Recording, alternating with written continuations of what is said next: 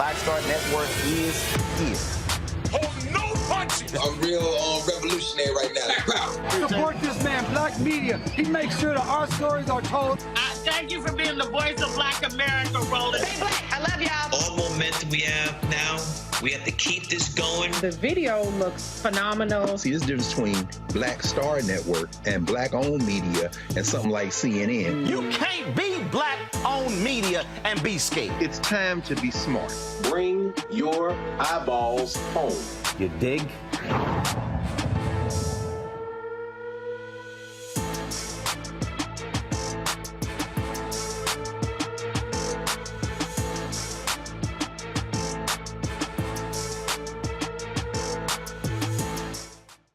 It's Thursday, September 15th, 2022.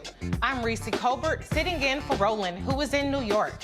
He might be dropping in to tell us what he's up to. In the meantime, here's what's coming up on Roland Martin Unfiltered, streaming live on the Black Star Network. More migrants get escorted out of Florida. Some ended up in Martha's Vineyard, while others were dropped off in front of Vice President Kamala Harris's D.C. home. Detroit gets a substantial grant to reconnect a Black community separated by what's called one of the shortest interstate highways in the country. A new study could explain why more Black people get stopped by police for traffic stops than whites. I'll talk to one of the authors of the study. A sexual trafficking victim who killed her rapist must pay the rapist's family restitution. And we'll take a look at why white folks got their panties in a bunch over Disney's The Little Mermaid. It's time to bring the funk on Roland Martin Unfiltered, streaming live on the Black Star Network. Let's go. He's got it. Whatever the miss, he's on it. Whatever it is, he's got the scoop, the fact, the find. And when it breaks, he's right on time and it's rolling. Best believe he's knowing. Putting it down from sports to news to politics. With entertainment just for kicks, he's rolling. It's on go, roll, y'all. It's Roland Martin, yeah. Rolling with Roland now. He's rolling.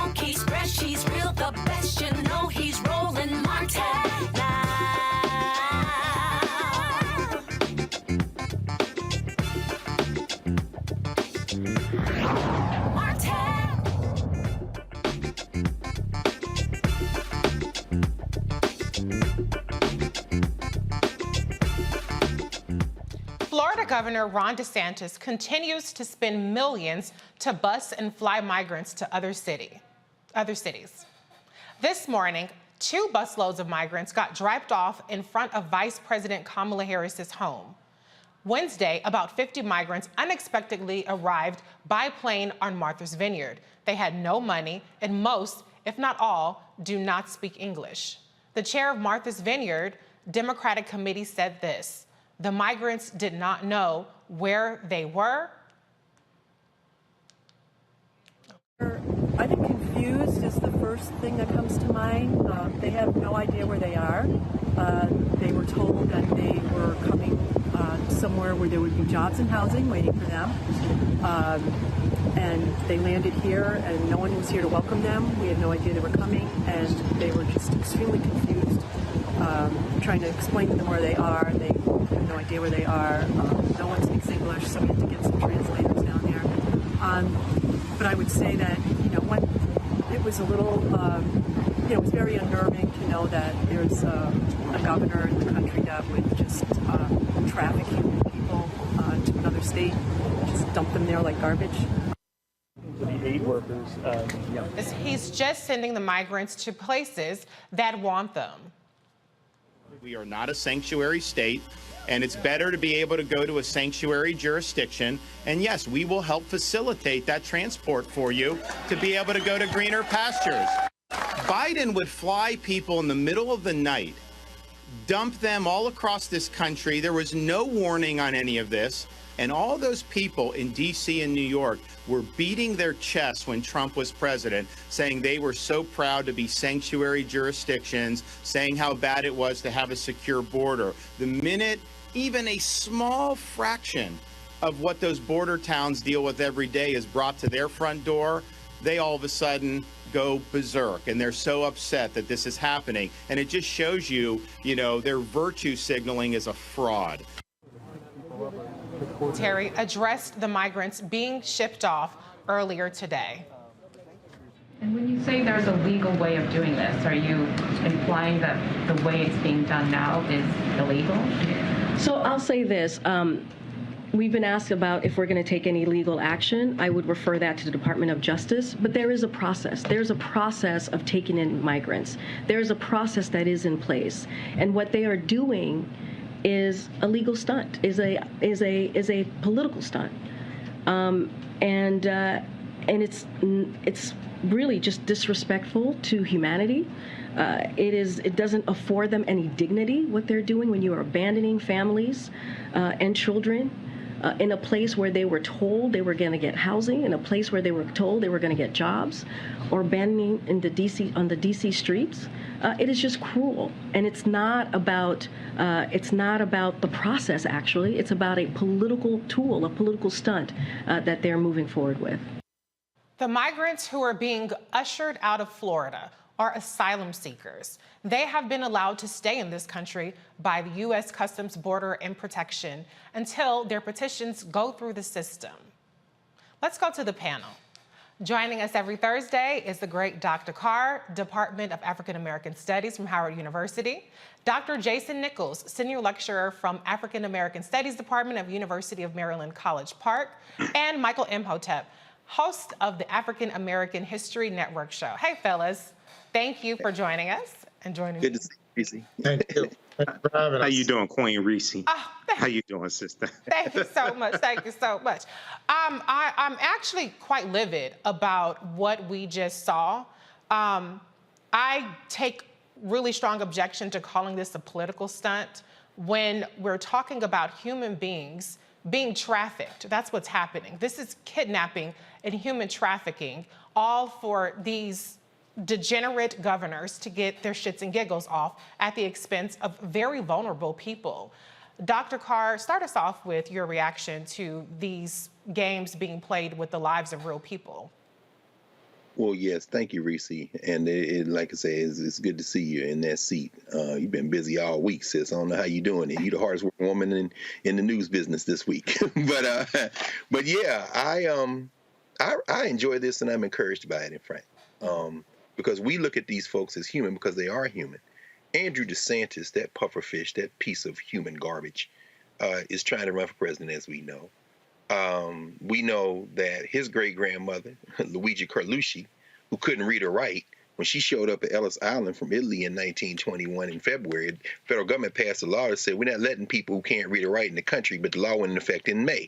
So, but for several months, we had to worry about this pufferfish because his great-grandmother wouldn't have been in the country. As for the shove-mouth bastard in Texas, he too is running for president.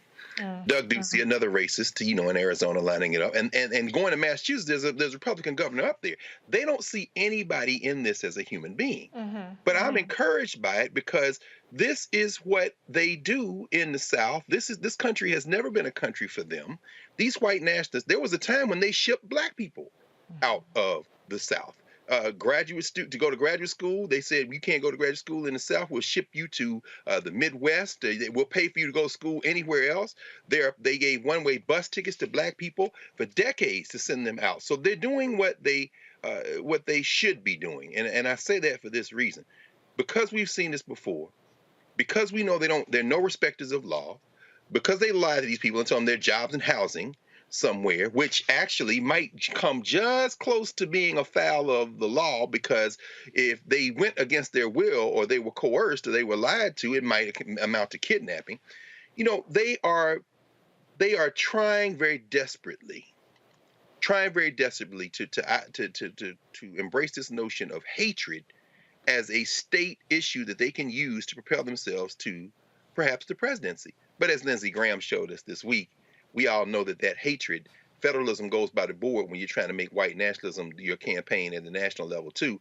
So I'm encouraged by this because they're going to finally break it, I think. I want them to continue to do this because it's white Christian national. It's white, what should I say? It's white theology. It's white nationalist theology. It's not Christianity, as a sign I saw the other day said.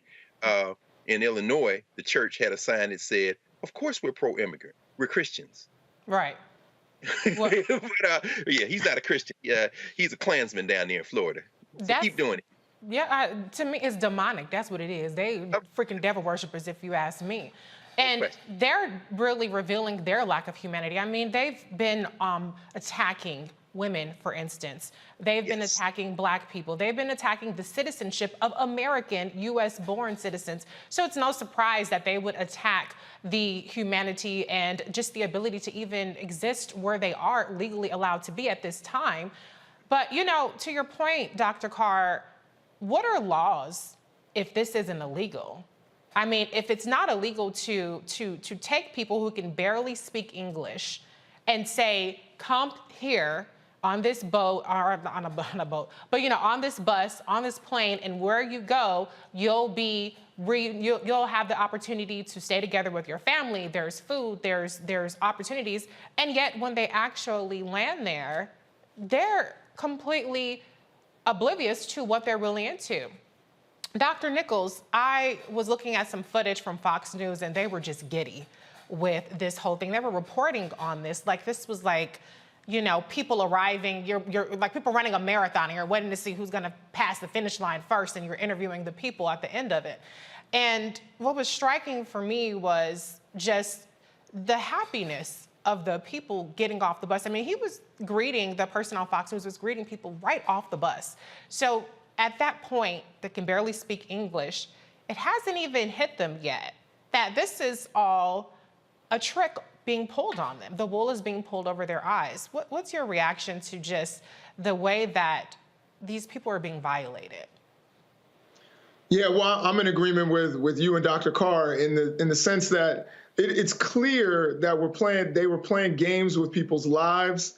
And we have to understand, in terms of a secure border, the last time we had a major surge was in 2019.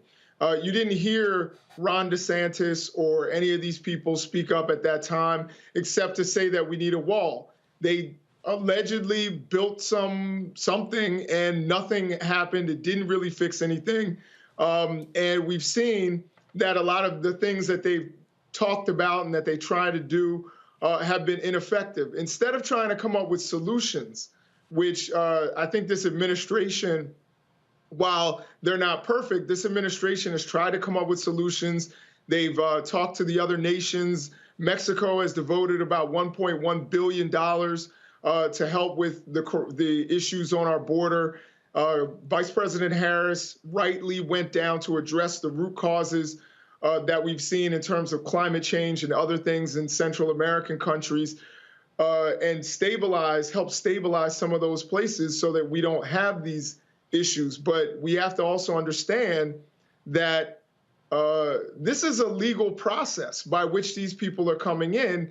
And the big part is that they're being misled. They're being told these things. And as a matter of fact, in Texas, when they were pulling these buses out to begin with, at first they were stopping in Georgia and people were getting off the bus in Georgia. And all of a sudden, people complained. The Republicans started to complain, so they changed the routes, that the buses were taking from Texas to get to New York and to get to other places. It's really disgusting and despicable. And Ron DeSantis is pretty much a pick-me politician. So he's pretty much doing anything to get people's attention. This whole thing about voter integrity, which we know is a joke, and those 20 people are all going to get off because it's illegal, but he doesn't, what he's doing, but he doesn't care. It's all about the spectacle, and it doesn't matter that these are vulnerable people, as you said, U.S.-born people, or whether they're other people who were born outside of the United States. As long as he gets a headline and he gets mentioned on Fox and Friends, and he can start to propel himself on the national stage, that's pretty much all that matters to him. And this is really troubling when we're talking about people with babies in their arms, that we are doing that. Instead of trying to find solutions and saying, hey, I've got a solution for what's going on the border, they're just shipping people and hoping they get news coverage. It's despicable and disgusting. Yeah, it really is. And, if Ron DeSantis is looking for a headline, here's one for you. Ron DeSantis is a piece of shit. That should be a headline. Greg Abbott is a piece of shit. There's another headline for you. If you want headlines, those should be the headlines. Lock them up. How about those for some damn headlines?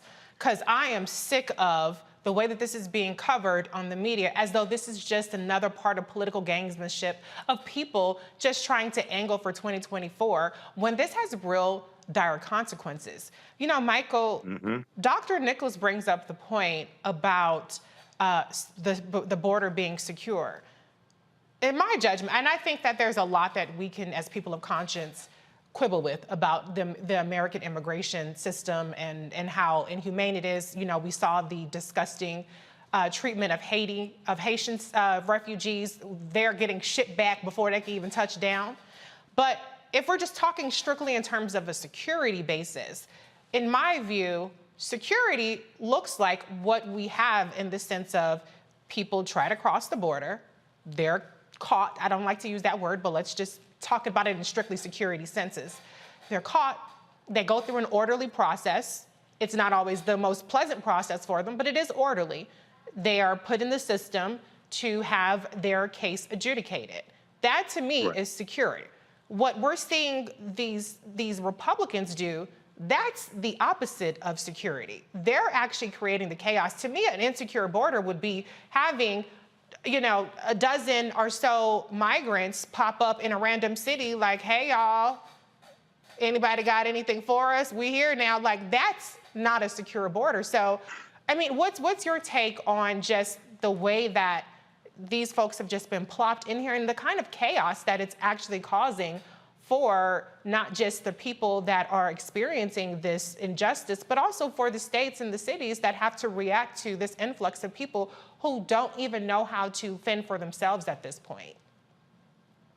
Right. So, there's a number of different things going on, and there's a deep historical context to this as well, even before Texas and Florida become states in the union.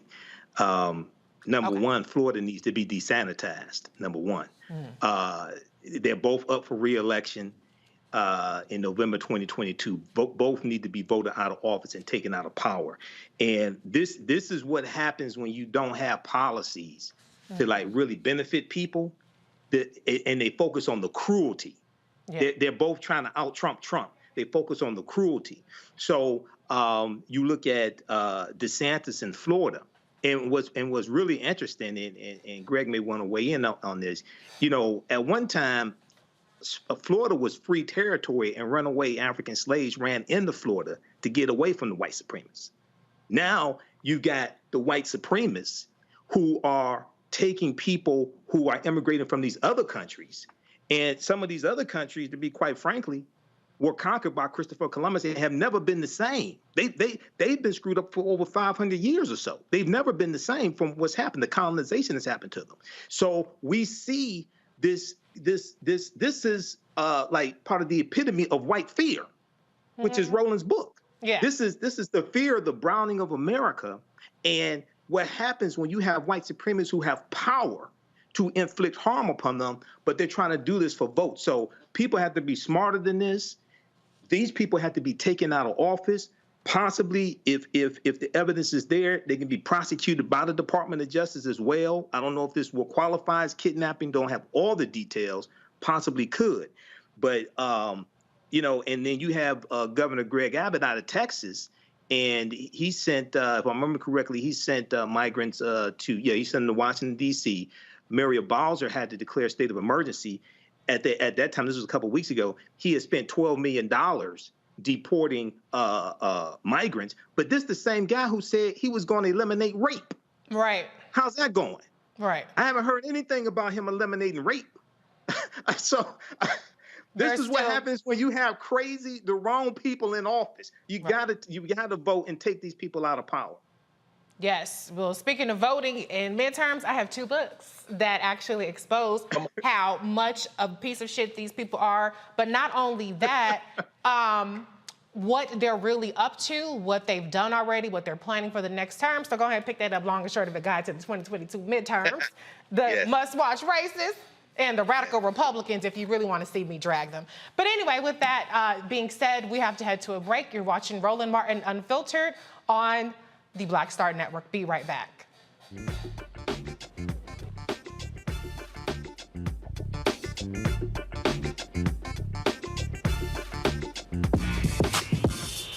When we invest in ourselves, our glow, our vision, our vibe, we all shine. Together, we are Black beyond measure.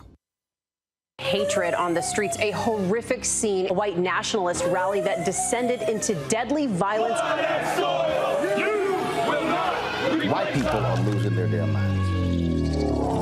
As an angry pro-Trump mob storms the U.S. Capitol, we're about to see the rise of what I call white minority resistance. We have seen white folks in this country who simply cannot tolerate black folks voting. I think what we're seeing is the inevitable result of violent denial. This is part of American history. Every time that people of color have made progress, whether real or symbolic, there has been what Carol Anderson at Emory University calls white rage as a backlash. This is the rise of the Proud Boys and the Boogaloo Boys. America, there's going to be more of this. Here's all the Proud Boys, guys. This country is getting increasingly racist in its behaviors and its attitudes because of the fear of white people. The fear that they're taking our jobs, they're taking our resources, they're taking our women. This is white fear.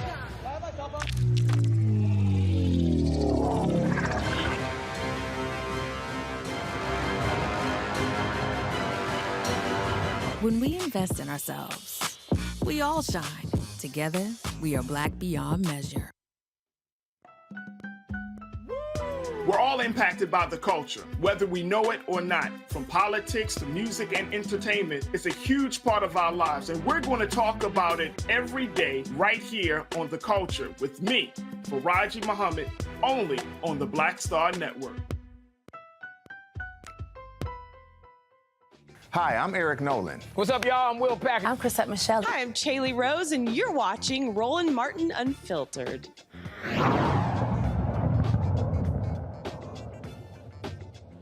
We've all known that black motorists get stopped more often than whites. Now there's a new study that may explain why. Joining me from Cambridge, Massachusetts, it's one of the authors of Measuring Racial and Ethnic Disparities in Traffic Enforcement with Large-Scale Telematics Data, PhD student Johan Gabler. Johan, thank you so much for joining us. I had a chance to read the Washington Post article on your study, and it was really fascinating. The biggest takeaway for me is really just about how the disparities are not based on the behavior of the drivers, but based on how they're targeting certain areas for traffic enforcement. So for the viewers who haven't heard anything about your study, can you just give us an overview of what you found?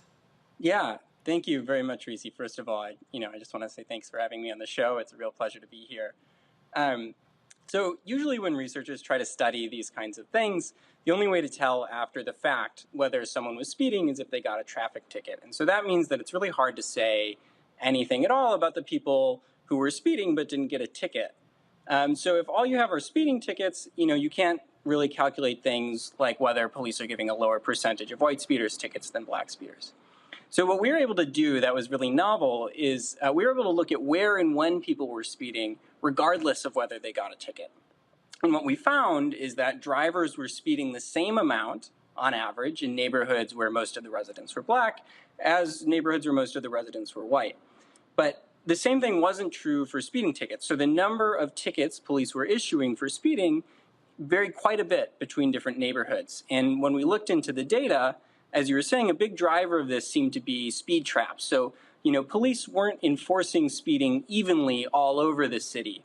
Instead, speeding enforcement was concentrated on a few small areas. So, something like 50% to 75%, of all the tickets that were being issued in places where only about 10% of the city residents actually lived. And so when, where police put these speed traps is making a huge difference. In some cities, these speed traps seem to actually be more concentrated in white neighborhoods. But in most of the cities we looked at, the speed traps were mostly located in areas with more black and Hispanic residents. And so even though people living in different communities seemed to speed more or less the same amount, some of those communities were bearing a much heavier burden in the form of more speeding tickets. One of the things that I found was interesting, like you said, most of the cities, the enforcement levels in terms of the speed traps were higher in areas that had less white people. Houston was the one city or one of the few cities that was different. I have a theory as to why that is, but I'm curious, when you found that information, did you have information on the racial demographics of the people stopped in Houston? And can you just explain for the viewers what the Houston findings that you found were? Yeah, so Houston was one of the cities that I mentioned where we seemed to find that actually a larger number of white drivers were being pulled over for speeding. And, initially we were quite surprised by that result. But ultimately, it really seemed to be a function of, where the speeding traps were being placed. And so, we don't always know exactly why police departments are choosing to place speeding traps in certain areas versus others. But, in this particular case, it seems that they made some decisions about where they were going to enforce speeding that ended up having this disproportionate effect. That was somewhat unusual among the cities we looked at. So can you clarify, so you're saying that white drivers were ticketed at a higher rate in Houston, not just white areas were enforced. Can you clarify that part for me? Yeah, so we don't know directly. So we were looking, as you mentioned, this is a good point. We were looking at the demographics of certain areas. Mm-hmm. And we do know the demographics of the people who were pulled over. And so, there's a pretty strong correlation between the race of people who were being pulled over in certain neighborhoods and the race of people who lived in those neighborhoods. So based on that data, it seems like probably the race of the drivers is the same as the race of the people in those neighborhoods. But, you can drive anywhere. Yeah. And so, people could be, getting pulled over in areas that are different from where they live. Because I don't know, I wouldn't be surprised if it was more black people still getting pulled over in that Houston area, maybe as a deterrence method or something. But I know that's not your finding. That's just my hypothesizing. The one thing I did want to ask you, though, too, is, when you talk about speed traps, did you look at all into like the cameras that they put up, those kind of digital traps, or was it strictly looking at police activity in these areas? Yeah, so we were just looking at, actual stops, traffic stops. And, I think that it's a really important point, actually, because, one of the sort of recommendations that we have for policymakers is, even these sort of seemingly small decisions about where you put speeding traps can have these big unintended consequences in terms of the disparities that arise. And so, traffic safety is really important, but, there are other ways to keep people from speeding that don't lead to these kinds of disparities and don't have the kinds of, potentially really negative consequences of traffic stops. So, one obvious option is to police more evenly across the city instead of relying on a small number of speed traps.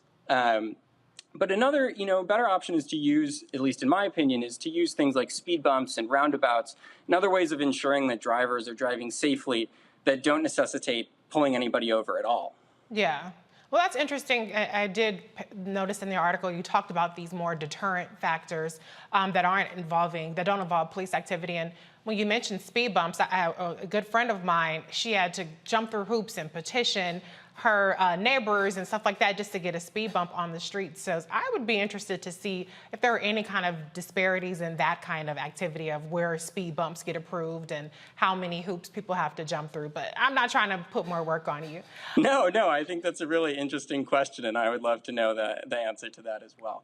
I think that's really important. Well, I have some really smart people on the panel too, and so I'm going to give them the opportunity to ask a question, starting with Dr. Carr. Oh, thank you, Reese. I was enjoying that conversation, and thank you for your work, Johan, you and your colleagues. Just a quick question. You write that you don't know why they're setting the traps where they are, and that perhaps even some of this is unintentional.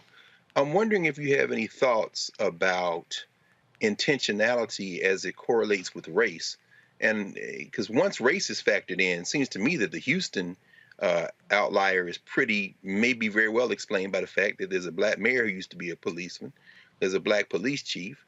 The city is 2/3 non-white, and the police force, the biggest cluster of police, are black. So it seems to me that people might put traps in places to get some of them white minorities, whereas in those other cities, I mean, it's very intentional where people put traps. So any thoughts about the use, kind of juxtaposing race against the intentionality as to where these traps are set? Yeah, thank you. That's a really interesting question. In our study, as you said, we weren't really able to tell if officers were intentionally discriminating or not. But, it's possible that the conclusions of our study, so that we were seeing police pulling over more people for speeding in black neighborhoods, even though those drivers weren't actually speeding more in those neighborhoods, could be happening just because there are more speed traps in those neighborhoods. But as you say, that really just moves the problem up a level. So if that's the case, then I think policymakers really need to be asking why there are more speed traps in those neighborhoods, and to be thinking about, whether there are better ways to promote traffic safety. Let me ask you a quick question. This is going to be a very basic question, but how do you define speed traps exactly? Is it a cop waiting in the cut is it a cop waiting in the cup to try to get people, or what exactly does that mean in terms of speed traps? Yeah, so when I'm talking about speed traps, what I mean is that there are these very small, areas, maybe like a block or something like that, where you see a very, very, very large number of stops. And so, I don't know if that is specifically because, say, there's like a policy in the police department that says that, we're going to patrol this specific intersection, or if it's just something that happens sort of more kind of organically. But when I talk about speed traps, what I mean is just these pockets where there's extremely high enforcement compared to, other places. So if you're just driving down a random road, it's not all that likely that you'll get pulled over. But, I think a lot of people know this about like their own hometowns. There are certain places where, if you're speeding on this particular road, or as you come around this turn, there's a high likelihood that you're going to get a ticket versus, on a different part in a different area or a different street, there's not really anyone sort of patrolling for speeding there. Okay, that makes perfect sense. Michael, do you have a question for Johan? Yeah, Johan, thanks for the study. And, studies like this are really important because it documents what we as African Americans already think. And policy has to be crafted around the evidence. Have you so far shared your findings with any of these police departments that you looked at the research on, and to find out from them why it is what it is. And if you haven't shared it with any of the police departments, do you have any plans to? Yeah, so we haven't shared these results yet. They only became public very recently, but Right. I think that, something that we really would like to do is to try to work with these departments to try to craft better policy that doesn't lead to these negative outcomes like big disparities in who's getting pulled over. And so if there were departments that, were looking to do something like that, I think that would be an area that we're really excited to do work in. And our hope for this research ultimately is that it will help drive policy change and lead to better traffic enforcement practices, not just, for people to read it and then just kind of move on and keep doing things exactly the way they've always been doing them. Right, because there's a financial component to this, which is really important, because if you get a speeding ticket, now you have to go to court, you have to pay it, you get points on your insurance, points on your record, increase in insurance, things like this. If you get stopped, you may have expired tags, you may be driving on a suspended license. So now you're compounding these things, and which cause more financial harm to many African Americans disproportionately. So there's a huge financial component to this as well. Yeah, I think that that's really true. And, there are other components even just beyond, obviously there's the risk involved in being pulled over in the first place, which, can, in the most serious cases, can lead to like really terrible things happening. But also, right. If you get a speeding ticket, that you don't just have to pay the ticket. Now this is going to affect your insurance too. There are all of these carry-on consequences. And so if there are ways to, to reduce speeding and to keep the roads safe that don't lead to these negative consequences, I think that those are avenues that are really important to pursue. Things like, putting in speed bumps, as we were discussing a moment ago, and putting in roundabouts, and sort of trying to, maintain traffic safety in a way that is not creating these, great burdens, as you said. Exactly. Thank you. I know for me, I would be looking at your map to figure out where not to drive down. if they're that obvious, then hey, let's obviously avoid those particular intersections. I mean, I'm not suggesting people, speed. I'm just saying maybe stay. That comes with the race. It's in our DNA. We always know where the pedal rollers are. I can't speak for all the brothers, but I know, at least as a black man, I know you two brothers, we always know where the police are at all times. I know that's right. Dr. Nichols, do you have a question or comment for Johan? Yes, absolutely. So first off, Johan, I think Dr. Carr and I will probably both agree and second this. Keep publishing, keep publishing, keep publishing. The other thing is I was wondering, I do have a comment, and actually, just to kind of counter something, it's the first time, mark it on your calendars. I think I kind of disagree with something Dr. Carr said. Usually I'm getting a sore neck from nodding my head at everything Dr. Carr ever says. Wow. But I'm going to disagree a little bit. Because coming from the Baltimore area and the Philadelphia area, we've had black mayors, we've had black police chiefs, we've had all of that, and majority of color police officers, and still had these very same issues. If you paid attention to the Gun Trace Task Force in Baltimore, I was listening to an interview with the main guy, Wayne Jenkins, who's a white man. Surprised me that there's a white man named Wayne Jenkins. But Wayne Jenkins said, this wasn't racial. We only policed in black neighborhoods. And it was like, you really have some cognitive dissonance there. So I definitely think that it's, that sometimes this is systemic, and it doesn't matter the color of the mayor, the police chief. It seems like it's the way we police. We've got an issue with it nationwide. Now, as far as the research that you were doing, I'm wondering if, because I had read some other research before that says that police officers oftentimes pull over people during the daytime. That's when the biggest racial disparity is, because they can see in the car. And I'm wondering if your research kind of looked at a little bit of that. And my other question is, do you think, and I know, as a researcher, you try not to, kind of pontificate on these things, but do you think that some of these stops are in order to get reasonable suspicion to search Black vehicles and Black people who are drivers? Yeah, thank you. Those are really interesting and important questions. So in this study, we weren't able to look at it, but the study that you're talking about, or there have been some that do this, what's sometimes called the veil of darkness test, where you compare the rates of people being pulled over in the daytime when officers can see drivers race more easily compared to the nighttime when they can't. And it's true that you do see differences, right? So, this is not a study that I've worked on, but some of the co-authors, other people like Shard Goyle, who worked on this study with me, have, done these studies in the past. And they do find what you're saying, which is that, in the daytime, you see larger racial disparities than what you see at nighttime. I'm sorry, can you repeat your second question?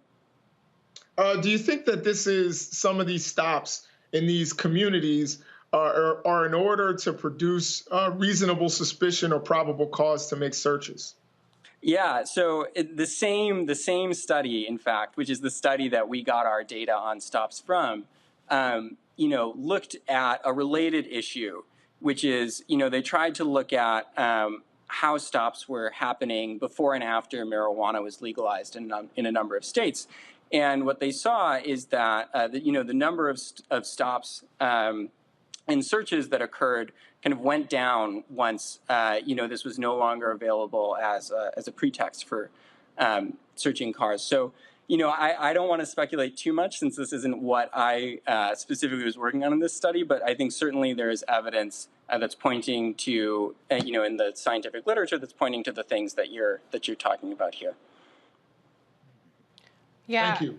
I'm interested in that information as well, because I think for me, like I started off the segment saying, it's important to have data. We know that we, as Black folks, we aren't that much, more criminal or likely to speed or do all these other things. I think speeding is human nature. We all got some place to be, yesterday. So it's important to have data to back that up, though, so that it can turn into policy prescriptions that help, hopefully, in theory, make things more equitable. But I am definitely, curious to see data about, well, even though, let me just rewind a little bit. Your original point about if you're only looking at the traffic tickets, you're going to get skewed data.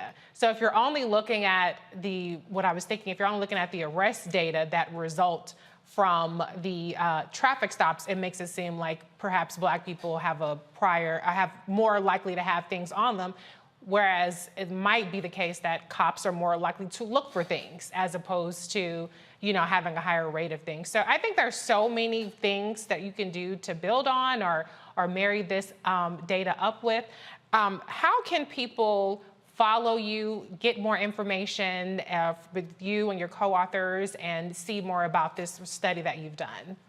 Yeah, so you can find the study and all of the other research that I've done on my website and also on Twitter. We hope to keep doing more work in this vein. We think it's really important. And as you mentioned, one of the things that we looked at the end of our study is we said, well, we can't measure, we can measure speeding, but we can't measure every kind of thing that people are pulled over. But, if a similar pattern holds across the board, then, there's, police departments should be sort of evaluating and thinking really carefully about whether the disparities that you see, which are, very large, not just for speeding, but for, things like pulling people over for broken taillights and, similar issues really are justified by, like the underlying differences in people sort of breaking, the traffic laws, or if there are other reasons for these differences. And if there are things they can do that accomplish the same, traffic safety goals and public safety goals that don't lead to these kinds of disparities. Yes, thank you so much for this important work you and your co-authors are doing. Thank you for joining us, Johan. Yes, thank you very much for having me. All right, we're going to head to a break. We'll be right back with more of Roland Martin Unfiltered on the Black Star Network.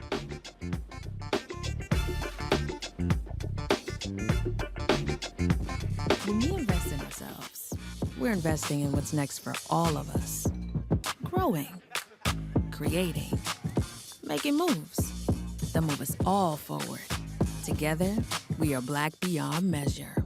Can you believe the nerve of these Republicans? They only want to block progress for our community. They talk about cutting Medicare and Social Security. They played politics with veterans' health care. They voted against the George Floyd Justice and Policing Act and funding for our HBCUs, and against lowering prescription drug costs for our seniors. These Republicans keep trying hard to stand in the way, but President Biden, Vice President Harris, and Democrats won't let them. They are delivering for us. The Democratic National Committee is responsible for the content of this advertising. When we invest in ourselves, our glow, our vision, our vibe, we all shine. Together, we are Black beyond measure. When you talk about blackness and what happens in Black culture, we're about covering these things that matter to us, speaking to our issues and concerns. This is a genuine people-powered movement. There's a lot of stuff that we're not getting. You get it, and you spread the word. We wish to plead our own cause. Too long have others spoken for us. We cannot tell our own story if we can't pay for it. This is about covering us. Invest in Black-owned media. Your dollars matter. We don't have to keep asking them to cover our stuff. So please support us in what we do, folks. We want to hit 2,000 people, $50 this month, raise $100,000. We're behind $100,000, so we want to hit that. Y'all money makes this possible. Checks and money orders go to P.O. Box 57196, Washington, D.C. 20037-0196. The Cash App is $RM Unfiltered. PayPal is R Martin Unfiltered. Venmo is RM Unfiltered. Zelle is Roland at RolandSMartin.com.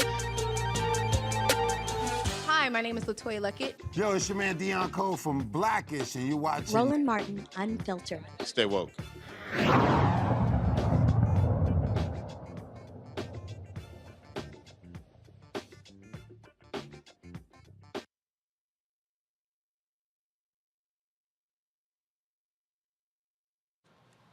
From the 1950s into the 1970s, highways built in U.S. cities profoundly wounded Black communities. Many of these thoroughfares were a part of the federally funded system of highways that went through Black communities, displacing thriving Black businesses and homes. Now, a federal grant will rectify what the construction of one of the shortest signed interstates, Detroit's I-375, did to Black neighborhoods like Black Bottom and Paradise Valley 60 years ago. Today, Transportation Secretary Pete Buttigieg announced a $1 million program named Resurrecting Communities for the city of Detroit for its long-awaited plan to destroy the depressed freeway. Buttigieg says to fix a problem, we have to face and accept what caused it. Sometimes fixing the damn roads means facing the repercussions of how the roads were originally built, who was included in that process and who was not, who was empowered and who was displaced. And when a generations-old piece of infrastructure comes to the end of its useful life, it requires us to decide in our time whether we're just going to put things back exactly as they were or whether we're going to build back better. And we know that some of the planners and politicians behind decisions in the past built roads like this one through the heart of vibrant, populated communities, sometimes even in an effort to reinforce segregation, sometimes simply because the people who lived there did not have the power to resist and force change. Here in Detroit, when I-375 was built in 1964, they literally bulldozed the neighborhoods of Black Bottom and Paradise Valley, displacing so many, mostly Black Detroiters. And now this freeway, generation later, serves to divide communities, primarily communities of color and low-income communities, from the central business district, the recreational areas, and other great assets downtown. And the freeway design is actually contributing to worse congestion and more traffic crashes on roads nearby. The purpose of transportation is to connect. But we have seen examples in many communities, including here, where an infrastructure decision serves to divide. And we raise this issue not to wallow in it, but to challenge ourselves to do something about it. And now we are putting our money where our mouth is. Governor Whitmer, Mayor Duggan, local advocates, the congressional delegation have supported the application for federal grant funding to fix this, and then did exactly what good advocates should do, which is kept pounding on the door, explaining the difference that this would make in the community, and making sure that this got every full and fair consideration in the process. And the result of that is that today I'm delighted to officially announce that the Department of Transportation is awarding $100 million to transform I-375 to reunite this part of Detroit to a connected, thriving community. This is a very big deal, a long time in the making, and it's going to mean that residents can move more quickly, more easily get between their neighborhoods and opportunities, more safely walk, bike, and drive in their city. The highway removal could begin as soon as 2025, 2 years earlier than expected, with construction finished by 2028. All right, let's go to the panel. I have so many historians and professors on this one, so I'm going to say any, mini, miny. Michael, you go first with your reaction to this announcement, and just put it in historic context for us in terms of what kind of damage was done to Black communities under the pretext of expanding infrastructure. Well, you know, Secretary Buttigieg was here in Detroit today. President Joe Biden was here in Detroit at the North American Auto Show yesterday. I live about 4 blocks from I-375. I live in the area that was Black Bottom in an adjacent community, which was the entertainment and business district, was called Paradise Valley. And I-375 comes through in 1964, and it's part of the U.S. Interstate Highway Acts of 1952 and 1956 that drive about 41,000 miles of U.S. interstate highways all across the country. They run through about 1,600 African-American communities, wiping out homes, wiping out businesses. They're going to displace about 475,000 homes nationwide, which is about 1 million people.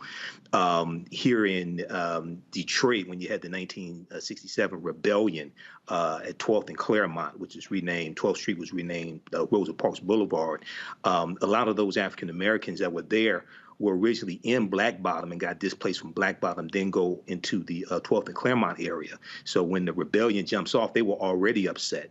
But these expressways, this was all part post-World War II. And you have the deindustrialization of the inner cities taking place as the suburbs are being built.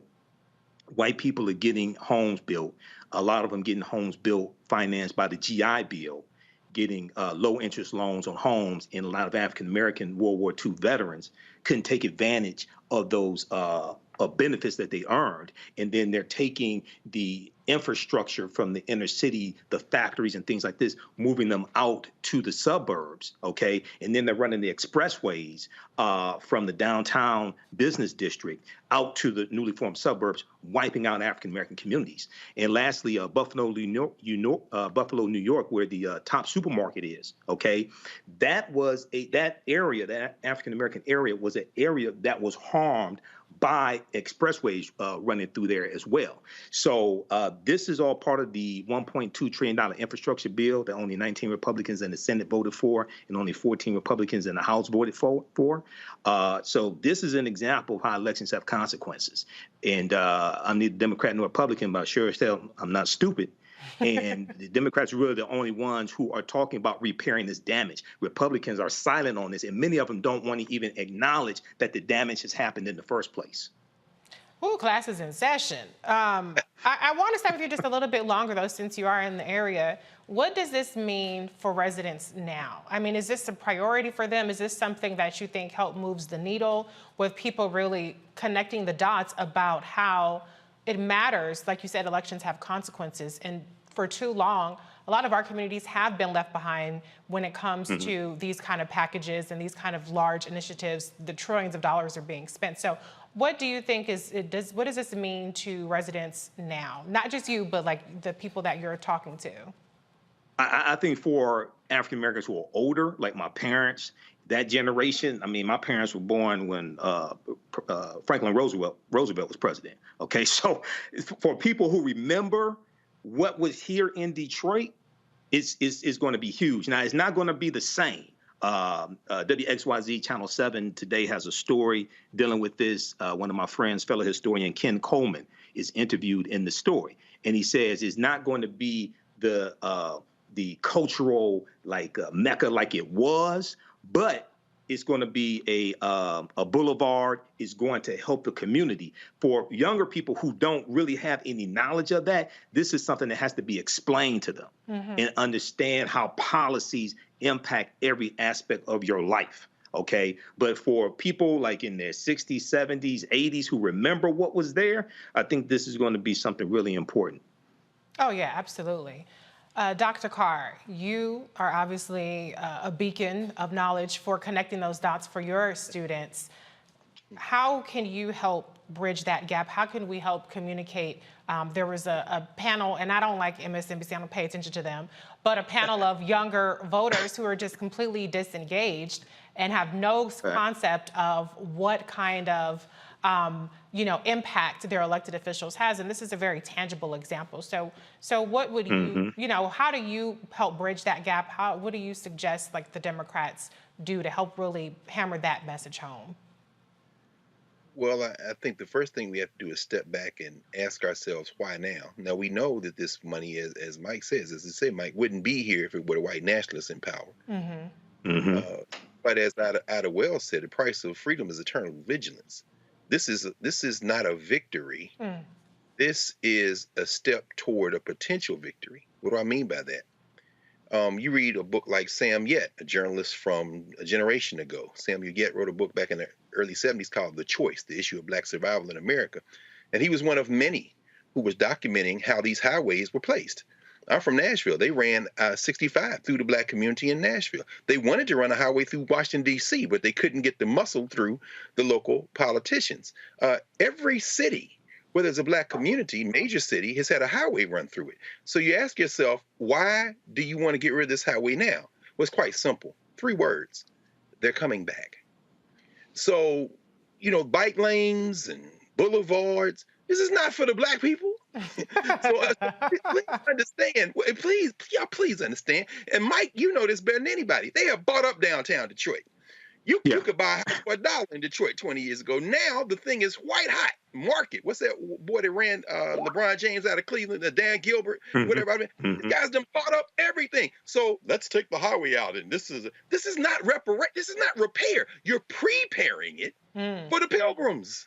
This is the history of gentrification. So what I would tell young people is, now that they've gotten the highway out of the way, fight like hell. Why? Because now the property values goes up. So Mike, your parents and all the old people, they ain't gonna be able to stay there for the property taxes. Here come the pilgrims, the single parents, the bike riders, the baby strollers. And it looks like, Black people should have gotten their act together. This is not a victory, y'all. This is just one more step. And finally, I'll end with this, since the Queen of England is dead. I'm reminded of something that Eric Williams said, the first Prime Minister of Trinidad and Tobago. He said, the British are always talking about they abolished slavery. He said, sometimes I think they started slavery so they could run around the world and give themselves credit for abolishing it. You don't get no credit for taking the highway out, Pete. Now that you take the highway out, you'll get credit if Black people can buy homes, run businesses in that neighborhood. Are you preparing it for the people who look like you, who going to come in with their babies and say, hey, we're Detroiters, while poor Black people are pushed even farther out in the suburbs? Well, that's not what I was expecting. But I should have seen that one coming. But, we have Secretary Marshall Fudge as HUD. So maybe, you put Secretary Fudge together. I still see him. It's still homes, Detroit Land Bank. You don't have to get homes with a mortgage. Yeah. You can go to the Detroit Land Bank to get homes, things like that. And there are land banks like that in different cities. So, I know Bank of America is going to do 0% down, all that. I mean, if you want a 15-year, 30-year mortgage, you could do that. But there's other ways to get homes that are cheaper. No, I agree. That's what I would tell young people. Fight like hell. That's what I meant. Right. This is not a victory unless you make it a victory. That's really what I was saying. And that's what it's going to take. No, I appreciate that. I mean, don't burn me at the stake, but I watch Bargain Block, which is technically it's kind of a gentrification show in Detroit, and they're buying up homes for $1,000, $10,000. Yeah. So yeah, get in that housing market. Dr. Nichols, I saw you nodding along this time with Dr. Carr. So what's your take on this story? Yeah, see, I'm right back to agreeing with Dr. Carr. It's hard to keep disagreeing with him. He always brings you back. I was, and it's funny, I was gonna use the analogy of sticking a knife 6 inches in my back, and then you pull it out 3, and then say, hey, that's progress. So I actually 100% agree with them. I gotta say, I also agree with the idea that you have to make people aware of their options in order to fight. People say fight like hell, but don't give you a roadmap on how to fight. I don't know, to be honest, I don't know what a land bank is. I was intrigued by that. I'm like, what is a land bank? You know, I'm thinking you have to go to Wells Fargo or one of these other banks that discriminates and, you know, and ends up paying out, you know, pocket change to them, but $10 million because they discriminate against Black people. So I would like to know some of these options for Black people to keep their homes, to keep elderly Black people in their homes, to give young Black people who are now renting an opportunity to own it in the communities that they come from and that they're raised in. I think that's really important. I will say there's another element of this that we haven't discussed, and that is when you talk about what happened with the building of a lot of these highways and freeways, not only did they displace Black people, but the Black communities that remained were suffering from noise pollution, air pollution, and other things that actually harmed them and shortened their lifespan. Yeah. So I think that, and made it an undesirable place to live. And, you know, I think about, you know, the things that have happened in Miami and the way that, you know, you have Overtown and the highways that surround it and make, you know, those Black communities are sometimes more vulnerable to flooding and other things that happen in that part of the country. Yeah. So I think that, again, if they're going to start rebuilding these communities, they have to give Black people the options or the resources to stay in those communities and to plant their flag, which is ownership. And I'm all about home ownership. You know what I mean? That is the biggest asset most of us will ever have an opportunity to own in our lives. You know, I want to own a jet, but it hasn't happened yet. So my home is what I own. And I want every Black person, hardworking Black person, to have an opportunity to own a home, particularly in the communities where we've been for a long time. Yeah, that's such a good point. And I mean, I appreciate what Michael said about the land bank, but I also appreciate what you said about the programs that are out there. You know, I think it was last week, I did a video kind of debunking this whole conspiracy that Bank of America was trying to trick Black homeowners into mortgages, which, by the way, a zero down mortgage and zero closing cost mortgage, that's pretty good, especially if they're not, you know, jacking up the interest rate beyond the standard market rate. But sometimes we have a little bit of suspicion towards programs that are actually meant to help us. So we do have some bridging of the gap to do to, you know, try to help Black folks understand what's out there and take advantage of it before somebody else does. Because we know that there aren't programs where you can explicitly say only Black people benefit from this, only Black people are eligible for this. So if we don't get it, somebody else is gonna get it. Michael, I'm sorry, go ahead.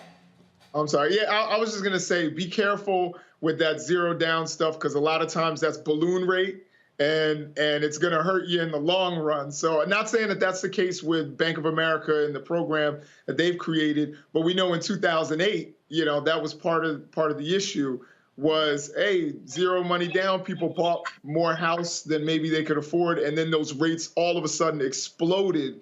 And a lot of Black people, particularly around in you know, Prince George's County, ended up getting foreclosed upon. Yeah. So I'd say if you have the opportunity, put 20% down. You know, save your coins, put as much money as you can down, so that you can have a lower mortgage rate. Okay, now I'm gonna have to argue with you on that. Because I say absolutely do not put 20% down unless you have to. Because it's a very competitive mortgage market. I mean, there are so many loan options. I'm on my third house now. I don't own 3 at one time, but I have purchased 3 different homes over the course of my lifetime, and I've never put down more than 5%. So, I mean, the devil is in the details, which is you have to evaluate the program. Adjustable rate mortgages probably aren't the way to go. Especially, you know, you can always refinance later. So it doesn't make a whole lot of sense to get an adjustable rate mortgage. But this is not going to turn into a finance class. But let me just say this. That's important. Yeah, well, look, I mean, I just have an MBA. I don't know. Maybe I don't know. But, you know. It's important. I'm glad y'all having this conversation because land banks are one thing. It's very important. But let's be very clear. It's about finance. This is about banks. This is about, okay, I qualify for this year, but will they give you the loan? We've seen this show before. Yeah. Black people are going to get run out of Detroit unless we organize and do something different. And so this is very important what you're saying. And to be fair, what you're saying, Dr. Nichols, is accurate in some cases. If you have a lower down payment, you do have a higher interest rate. But in more recent years, it's not significantly higher. So you just have to do the math and determine, is it something that I can buy down? I can use points to buy down my interest rate, which is less than 20% down. So it's all about what works for you. Now, if you're the kind of person that money, it just burns a hole in your pocket, and you know, like, if I don't put this money down, it's gonna be gone at the casino or gone at the mall, go ahead and put 20% down. Go ahead and get a lower monthly payment. But if you're the kind of person that's gonna invest in like an index fund or something else, or you might wanna do renovations on your home, you don't wanna finance that, yada, yada, yada. Long story short, talk to your realtor, or maybe we'll have this conversation on another day. But thank you, fellas, for your comments on that. We're gonna head to a break, and we'll be right back with more of Roland Martin Unfiltered on the Black Star Network.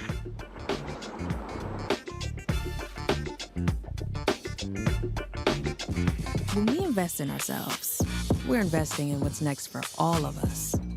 Growing, creating, making moves that move us all forward. Together, we are Black beyond measure. I remember being with The View when they said, we want to extend your contract. And I knew God said, it's time to move. It's time to go. And everybody was saying, Sherry, you got a great job. You're making all of this money. And I said, no, it's time. And they said, you ain't gonna be able to, you've been away from Hollywood. And I said, it's time to go. And when I didn't, that's when I realized I was about to go through this divorce and it was gonna be expensive, it was gonna be a lot.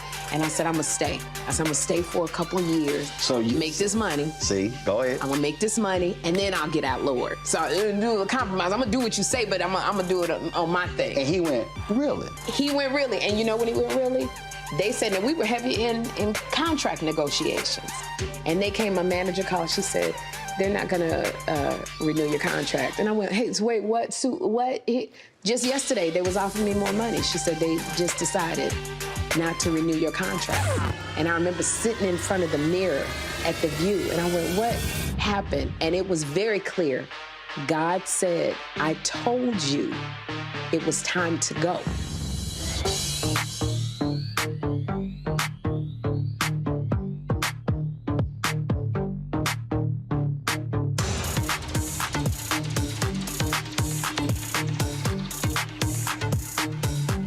When we invest in ourselves, we're investing in what's next for all of us. Growing, creating, making moves that move us all forward. Together, we are Black beyond measure. Hi, I'm Kim Burrell. Hi, I'm Carl Payne. Hey, everybody, this is Sherry Shepherd. You're watching Roland Martin Unfiltered.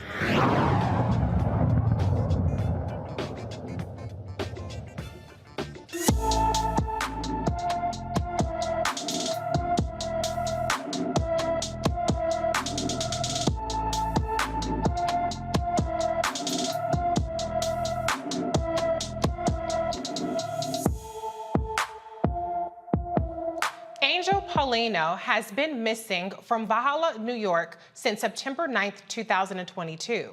The 15-year-old is 5 feet 4 inches tall, weighs 170 pounds, with black hair and brown eyes.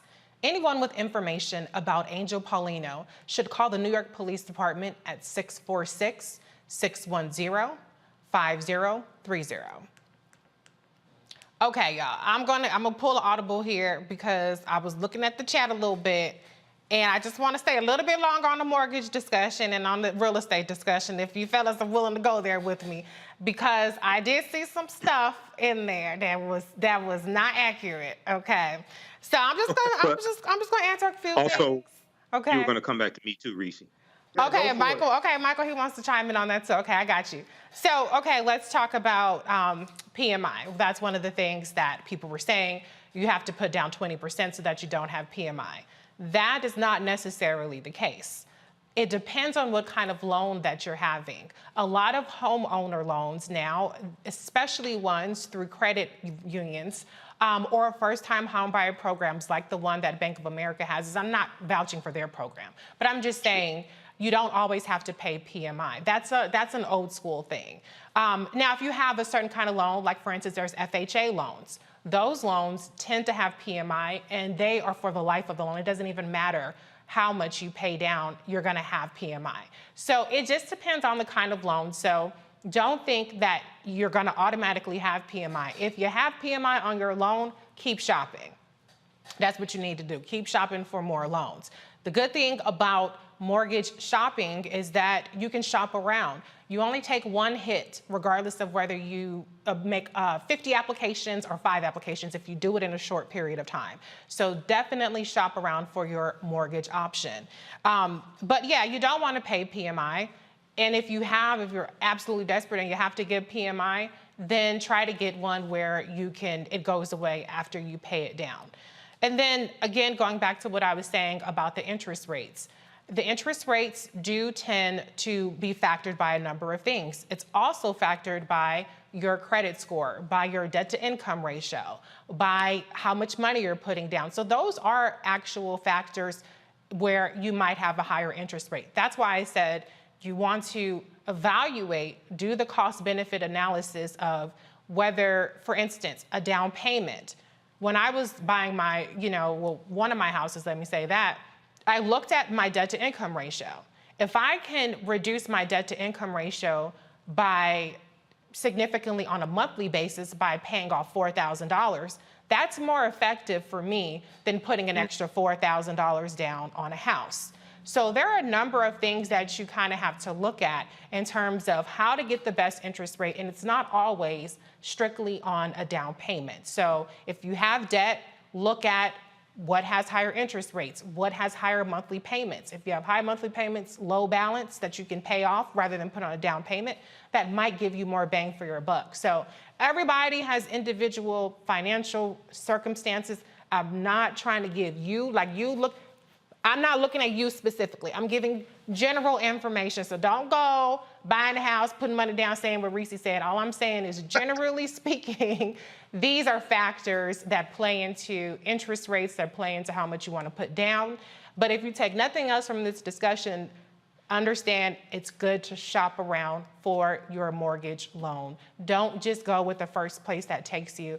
One time I went with the credit union. I went with a different credit union the second time, and then another time I went with the mortgage broker. But I did all of my diligence each time in finding which loan makes the most sense. So that's my quick little TED Talk on that. Michael, you said you wanted to have another comment. So very quickly, I did a broadcast with my friend Dr. David Anderson, founder of the Empowerment Radio Network, dealing with Bank of America. I encourage people, number one, to read the article from NBC News. Bank of America announces zero down payment, zero closing cost mortgages for first-time home buyers in Black and Hispanic communities nationwide. So yeah, this is not specific to African Americans. It's just focusing on African American and Latino communities, number one, which is not a problem. But number one, I just want people to understand that. Number two, if you look at page 3 of the article, it talks about Bank of America's countrywide financial, a subprime lender it purchased in 2008 was fined $335 million in 2011 over claims that it charged Black and Hispanic home buyers higher interest rates than white applicants. Secondly, and possibly more importantly, is the memo from the Department of Justice, August 21st, 2014, called Bank of America to pay $16.65 billion in historic Justice Department settlement for financial fraud leading up to and during the financial crisis. This right here, what they announced, is related to this Department of Justice settlement that they paid in 2014. Okay, and it was fraud and people losing their homes with subprime mortgages and things like this. So read this 5-page memo from the Department of Justice, and then you better understand this public relations campaign here. Now, if you can take, I'm not saying don't take advantage of this. If you want a 15 or 30-year mortgage, I'm not saying don't take advantage of it. Okay, but what I'm saying is, Bank of America is not your friend. Well, none of these banks are your friends. They're all out to make money. That's why you got to shop around. Just like you don't just go to the first car dealership. We have options. That's the whole point. We have options. But I do understand there's justifiable concern because what we saw with the subprime lending and you know, that led to the last crisis. There are a lot of different factors that aren't necessarily at play this time. That probably would not repeat themselves. But I do understand the skepticism, and I think people should always scrutinize and always be critical of anything, especially when you're signing your name on a dotted line. But the last thing I will say about this, one good thing is this disclosure that's called the Truth in Lending disclosure. So what it does is whenever you apply for a mortgage loan or when you apply for any kind of loan, but particularly for mortgage loans, every single application you put in, you're going to get a Truth in Lending disclosure. So it's going to tell you it's the same format, and it's going to tell you all of the information in terms of your monthly payments, all this other kind of stuff. And so you can use that as a way to just do your sanity check and make sure you're getting the best deal. So even if you don't necessarily trust a person, the numbers are what the numbers are, you know, and most of these banks end up selling off your loan anyway, and you have a completely different loan servicer. So you're probably not going to end up with the same bank for the entirety of your loan. So, but that's really good information. And yes, I would be remiss if we did not talk about Bank of America's history, but a lot of these banks have shady histories and predators, still shady. They talk about that in the article from NBC News, Wells Fargo. Absolutely. They talk about that in the article from NBC News. Absolutely. Right. So do your homework, folks. Anybody else have a comment? Dr. Carr, Dr. Nichols, do you want to chime in again, or should we move on? No, this is why you support the Black Star Network. No, and you can just Google land banks in your city. You could Google land. You can Google Detroit Land Bank. So they have houses. I was on their website. Auctions start out at $1,000 for houses. A lot of different cities. I know years ago when I was managing an African-American owned company, and we were teaching the construction trades program. We bought some houses through the it was nuisance abatement, and these were drug seizures. So you have houses that are drug seizures, you have houses that are tax foreclosures, and they're confiscated. So, you know, if you can get fixer-uppers like that. Yeah, so there are options. You kind of said it. What's your experience with what is required once you have that property in possession? You said fixer-upper. It depends. So what happens usually with those, they're on the website, and they will have walkthroughs of the homes also. There's a date that you could do a walkthrough of the home to see what it looks like. Okay, and you can bring like your person who does roofing and things like that to get an estimate. So they usually don't from my experience. Maybe different cities are different. From my experience, they don't necessarily tell you like how much it needs in repairs, but you can actually do a walkthrough and you can go through and see certain things yourself. Okay, so that's one. And what you want to do also, you want to make sure you get a good title company to check and see like who really owns it as well.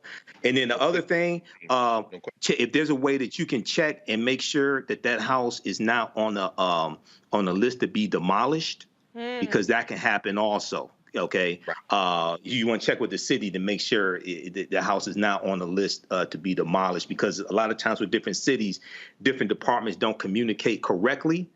And so check that out. I learned from experience. Check that out. Okay. Well, you learned, so now you can pass that knowledge on to everybody else. I said the last thing, but this is really the last thing I want to say. And again, I'm not vouching for Bank of America. Don't send me messages. Reese must be getting paid by Bank of America. Yada. No, ain't nothing like that going on, child. I wish I was getting paid by all these people to talk positively about them. But the reality is, what's interesting to me is, some of the criteria for this loan program in particular, it actually kind of does away with some of the more stringent credit requirements. Now, we know that it's, part of the subprime lending crisis was people who had bad credit or people who weren't creditworthy, quote unquote, were given loans that they couldn't afford. But it's really interesting, and I just want to end on this point, that there are certain barriers to Black people obtaining homes, like credit scores, like debt to income ratios, like a lot of these things that a program like this program, not vouching for it, is trying to do away with. So one of the things I just want to say is keep an open mind about, we talk about wanting to close the racial home ownership gap. We talk about wanting to close the wealth gap. But then when programs come along, then we look down, not we, us, but people look down on the criteria for that, when the criteria is designed to help get around the things that are stopping us from obtaining homes and building wealth as a family. So I couldn't let that go by without saying that. So, all right, let's move on though. We have another story to get to. This one is about an Iowa judge who says a girl who was 15 when she killed a man she said raped her multiple times must pay his family restitution. Piper Lewis pleaded guilty in June 2021 to the killing of Zachary Brooks Lewis.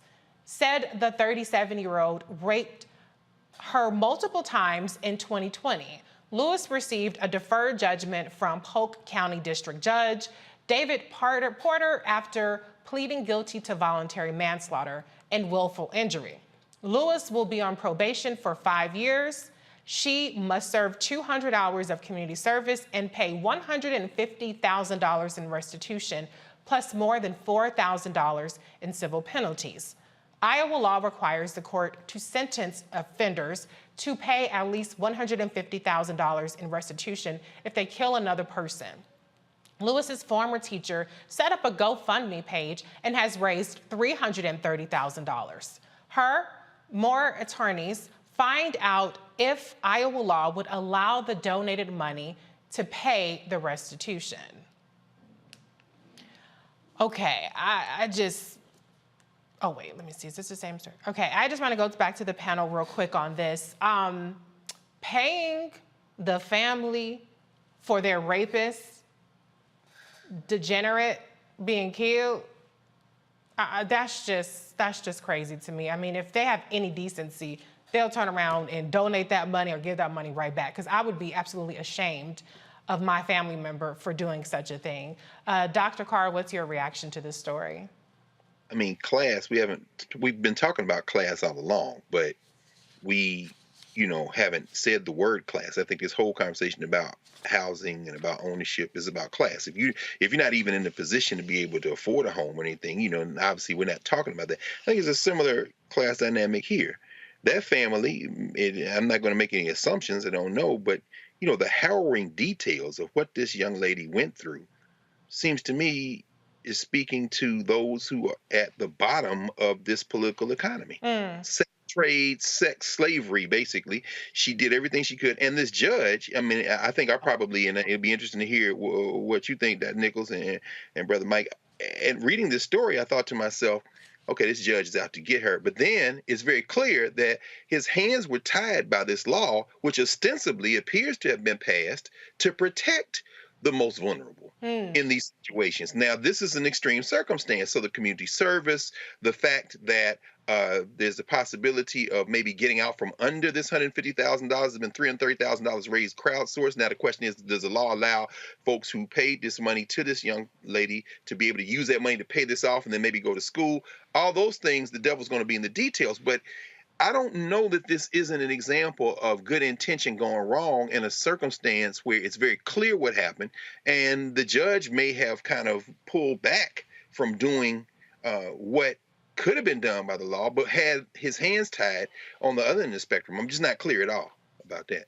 Right. No, I mean, that's a good point. And maybe I shouldn't be hard on the family because they're not asking for it. It's required by the law. But it's really just despicable, though, the way that this young lady was, or girl, really, I mean, 15 years old to me is still a girl, had to endure this. And on a side note, it's interesting, Vice President Kamala Harris, when she was in San Francisco, one of the things that she really pushed for is for decriminalizing young girls who were being sex trafficked, you know, because they were being arrested for prostitution. And it's like, how can you be a prostitute and you're a minor and you're being trafficked? And so that's one of the things that she really pushed for prior to becoming DA. She pushed for it again as DA. She put all these initiatives in place to really try to combat this kind of, you know, mistreatment and just travesties that are happening. Dr. Nichols, what's your take on this story? So what it really brings me to is the idea that mandatory sentencing or mandatory minimums or mandatory anything that don't allow for discretion are very problematic. So the impression I got was from reading the story was that the judge and this young lady's attorneys were actually happy with the judgment. That they were okay with it.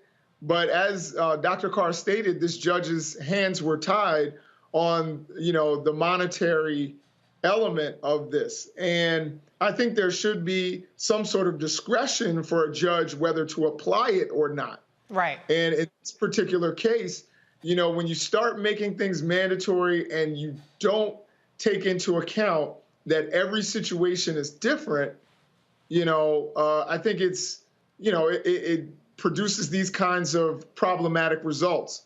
And, you know, not to get super partisan with it, but, you know, if Donald Trump is able to use people's money in order to pay his legal bills and all of that, I don't understand why she can't use, you know, what people donated to her to pay this fine off. You know, it seems like it's reasonable to me.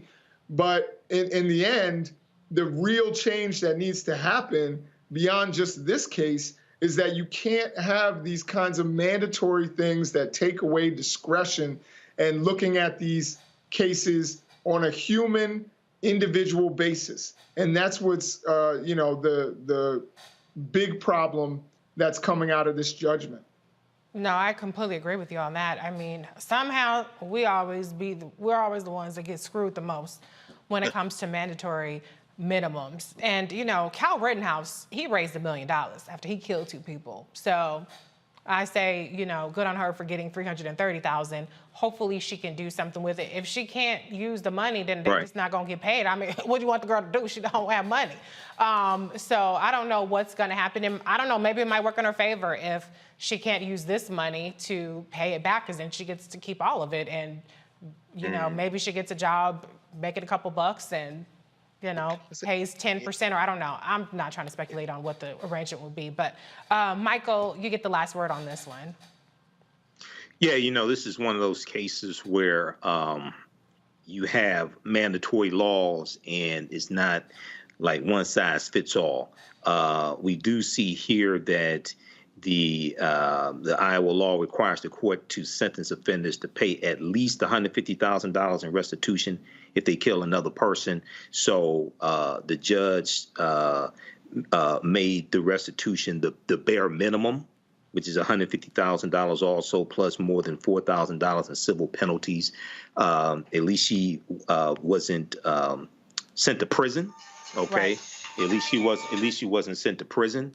So, but you know, with crowdfunding, different crowdfunding platforms have their own policies of if you can like raise money, like if you have pled guilty to a crime or convicted of a crime or something like that. So we'll have to look at the what the GoFundMe guidelines are on this. Hopefully she can keep the money, but we'll have to see on this one.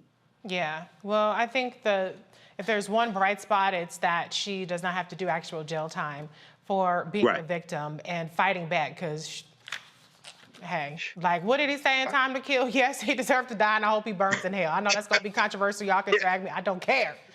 No. Like you said, Reese, I mean, the mental health care that she probably needs after being a victim of sex trafficking. Right. So if there's one thing, mental care. Yep.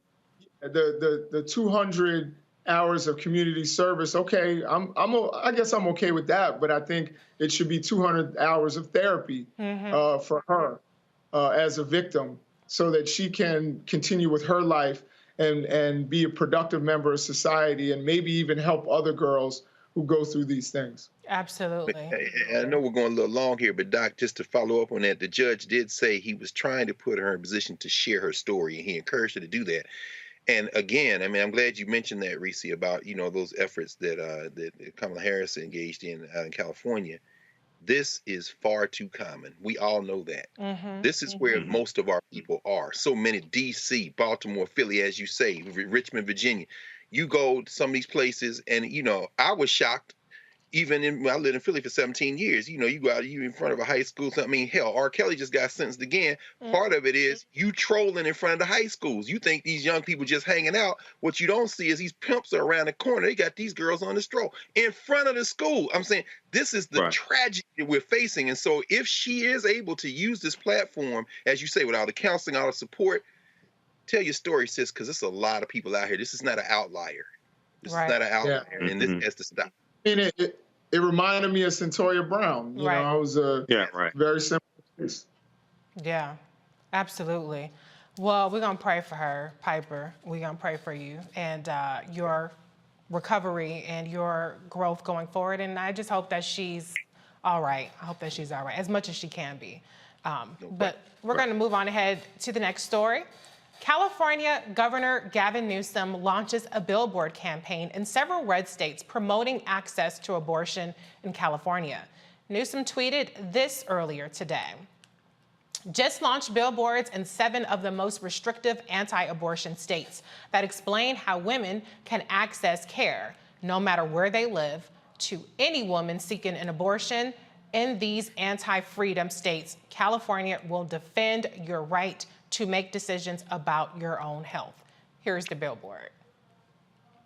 Well, I just have to say, I know that a lot of people, anytime a white man does anything fabulous, they want to say, oh, run for president.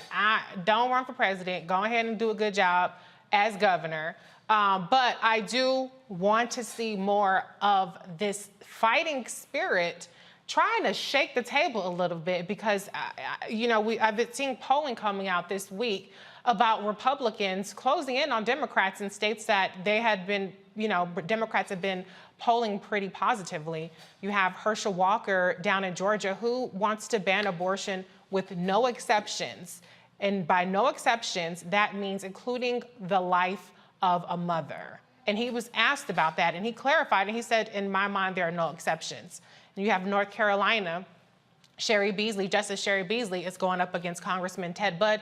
He's another one that wants abortion banned with no exceptions. And then you have Marco Rubio, who wants abortion banned with only the exception being for the life of the mother, but not for rape and incest victims. And so we have in governor's races and Senate races throughout the country, these Republicans are not fucking around when it comes to this abortion stuff.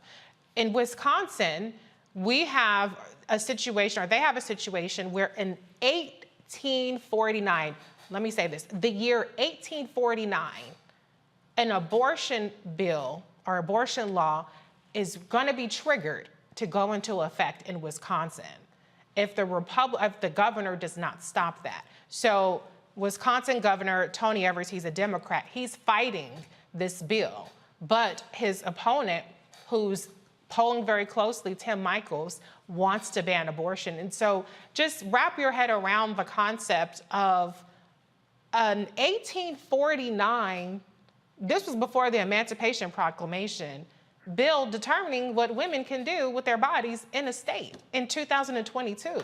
So I know I got on a soapbox a little bit there, but Dr. Carr, your reaction to just, you know, what's at stake here? And do you think that what Newsom is doing is something that we should be seeing more of? What do you think?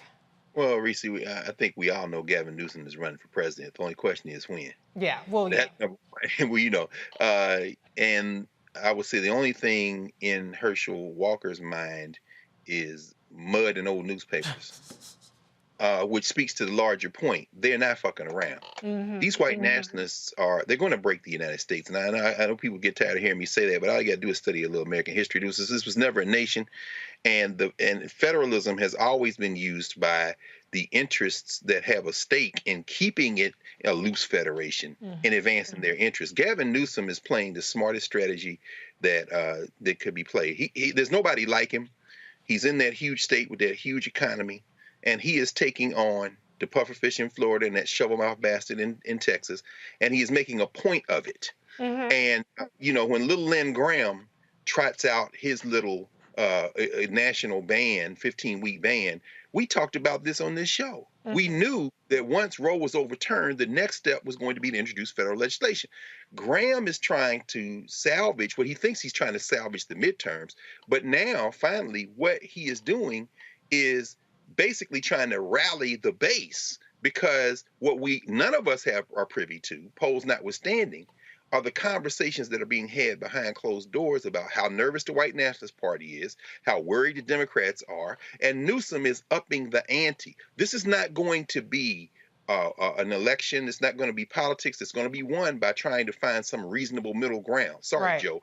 Is no such thing. This is a goddamned war, and Gavin Newsom is acting like it. So I'm saying keep going. In fact, you saw that letter he put out today where he wants Merrick Garland to put a RICO charge on Florida on DeSantis because he said you lied to those people. That was that kidnapping thing we were talking about earlier.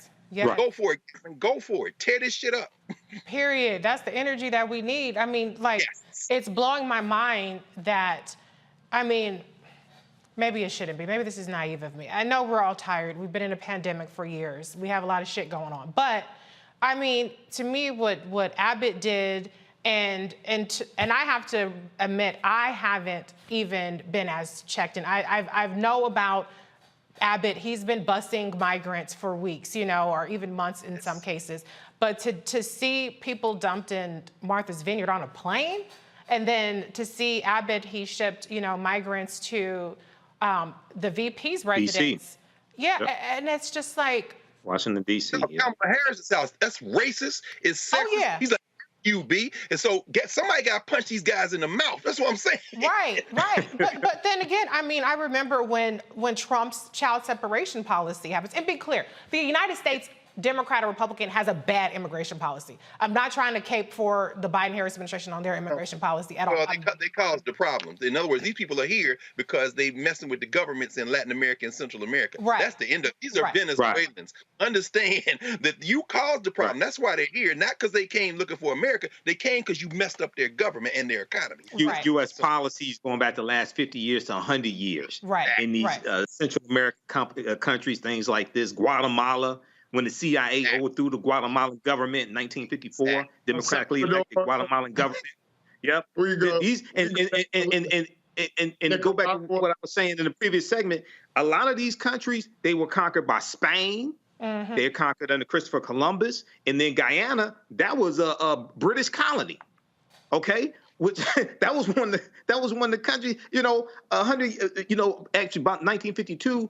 A little more than 25% of the world population was under British rule. So these are victims of colonization. These are victims of white supremacy. So Abbott and DeSantis, they are continuing this 500 years of white supremacy. They're continuing this. They're in that tradition. Yeah. We have to take them out of power.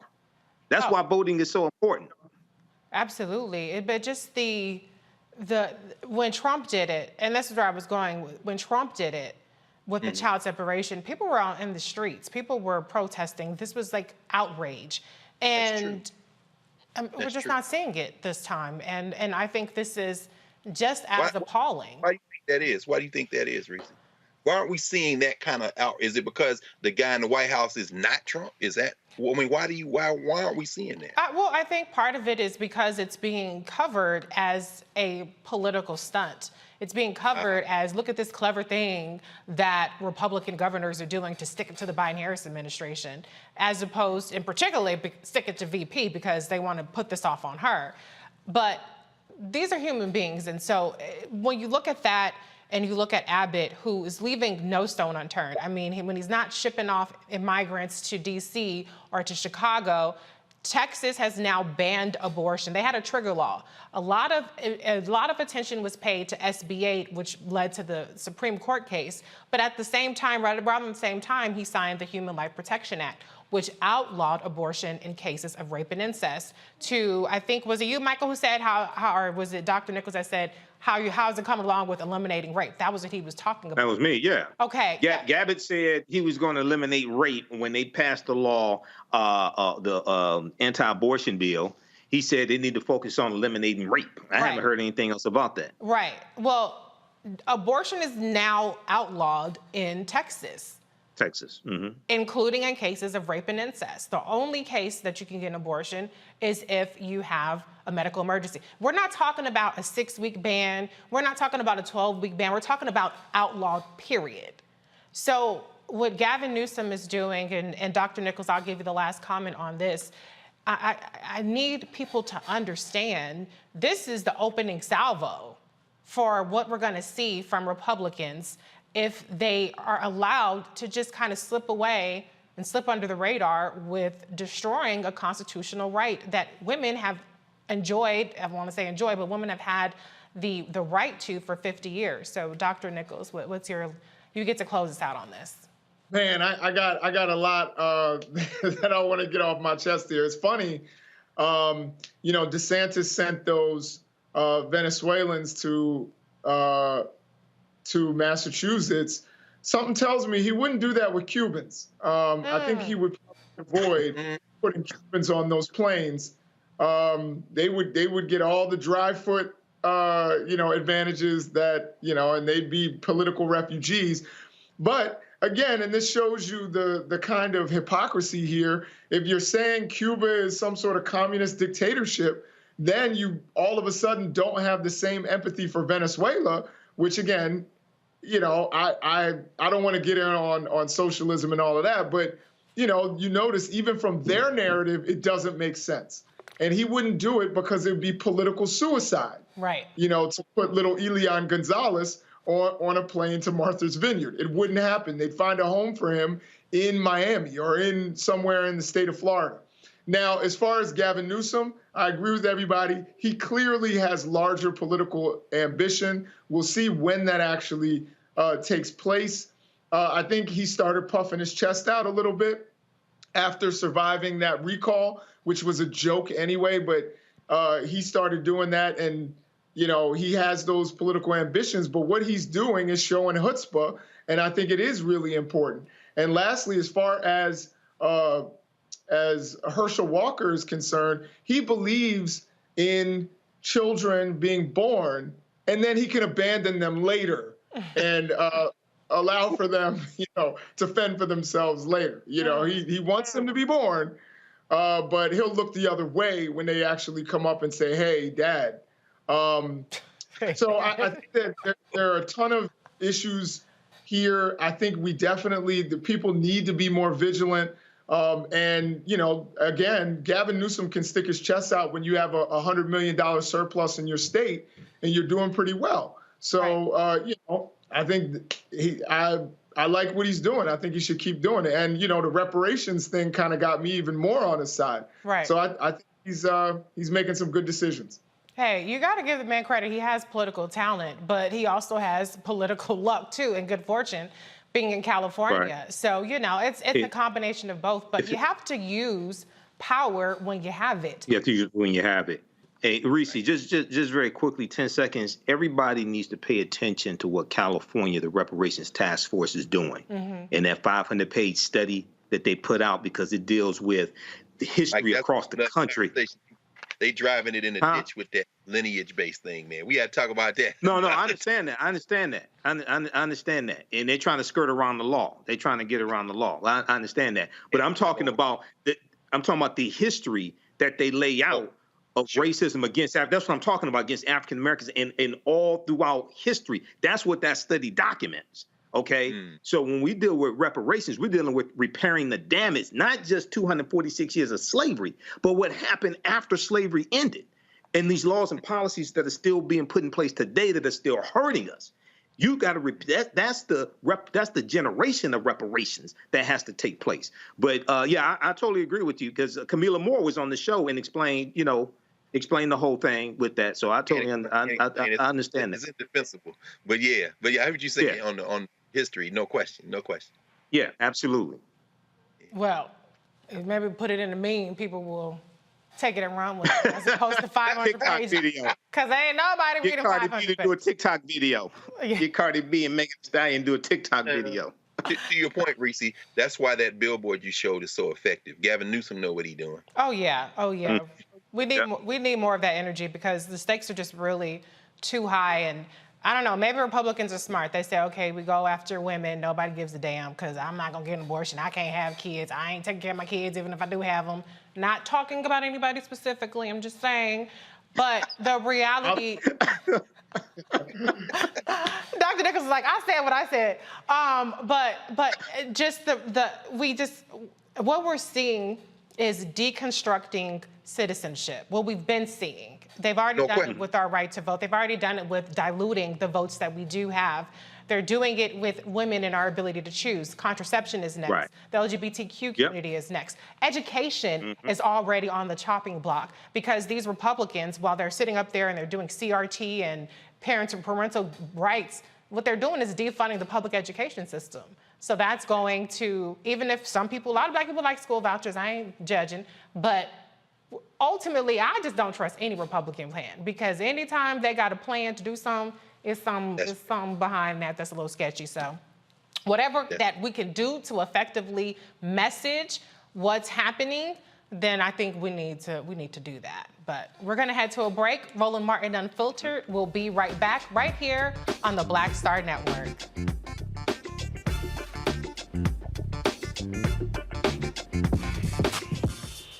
When we invest in ourselves, our glow, our vision, our vibe, we all shine. Together, we are black beyond measure. Can you believe the nerve of these Republicans? They only want to block progress for our community. They talk about cutting Medicare and Social Security. They played politics with veterans' health care. They voted against the George Floyd Justice and Policing Act and funding for our HBCUs, and against lowering prescription drug costs for our seniors. These Republicans keep trying hard to stand in the way, but President Biden, Vice President Harris, and Democrats won't let them. They are delivering for us. The Democratic National Committee is responsible for the content of this advertising. Hatred on the streets, a horrific scene, a white nationalist rally that descended into deadly violence. White people are losing their damn minds. As an angry pro-Trump mob storms the U.S. Capitol, we're about to see the rise of what I call white minority resistance. We have seen white folks in this country who simply cannot tolerate black folks voting. I think what we're seeing is the inevitable result of violent denial. This is part of American history. Every time that people of color have made progress, whether real or symbolic, there has been what Carol Anderson at Emory University calls white rage as a backlash. This is the rise of the Proud Boys and the Boogaloo Boys. America, there's going to be more of this. Here's all the Proud Boys, guys. This country is getting increasingly racist in its behaviors and its attitudes because of the fear of white people. The fear that they're taking our jobs, they're taking our resources, they're taking our women. This is white fear.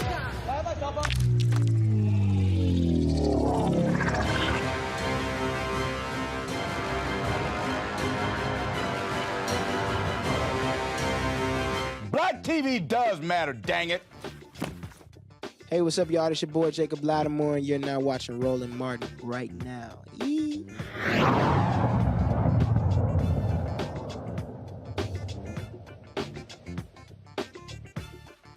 Disney released the first teaser for its upcoming live-action take on The Little Mermaid. Take a look.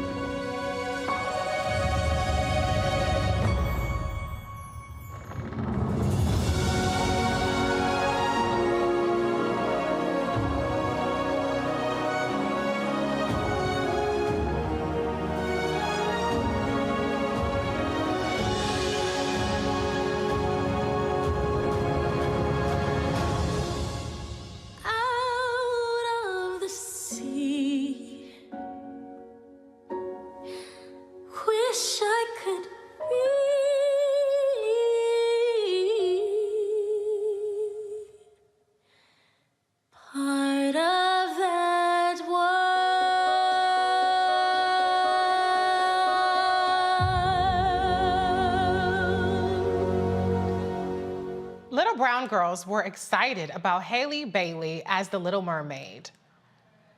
Watch my daughter's reactions to the Little Mermaid trailer.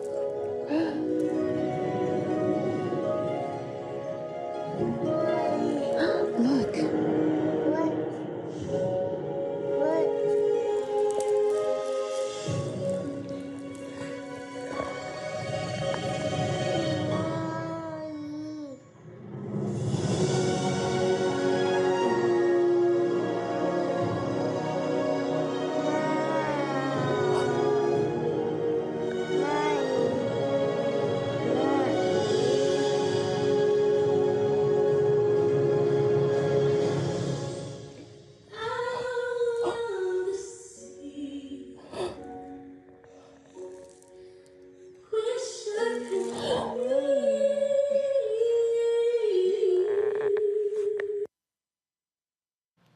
With the positive news, there is the negative.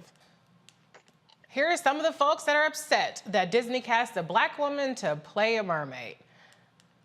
We have Kaiser, who says The Little Mermaid is a traditional Danish tale, 100% European culture. Stop stealing others, like Pinocchio Italian, Lord of the Rings British, even Game of Thrones is based on European.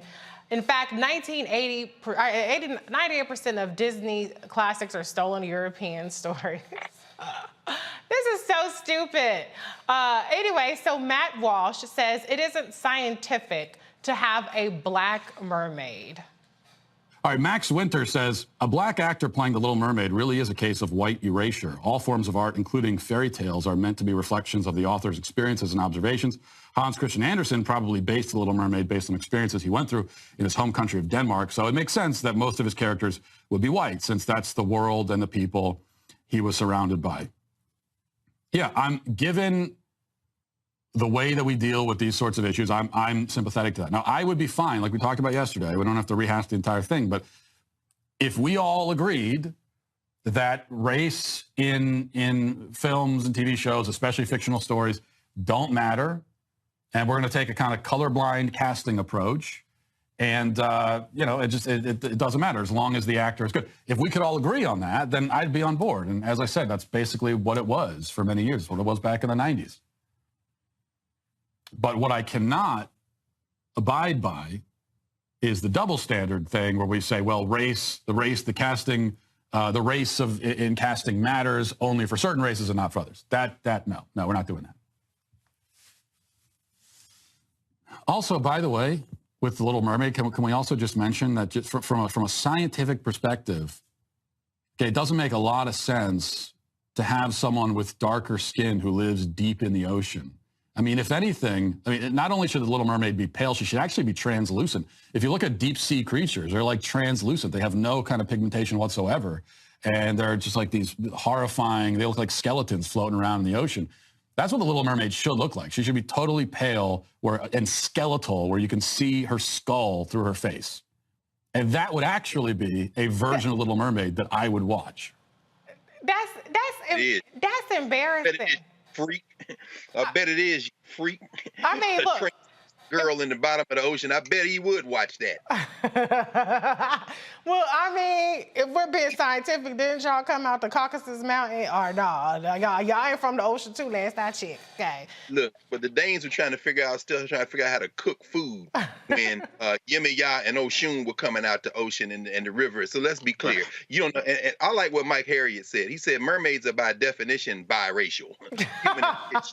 But let's be clear. We ain't got no dog in this fight. Y'all remember Blazing Saddles when Cleavon Little showed up in town and it was like, the sheriff is near, the sheriff is near. Then he got close and they saw he was black. The sheriff isn't.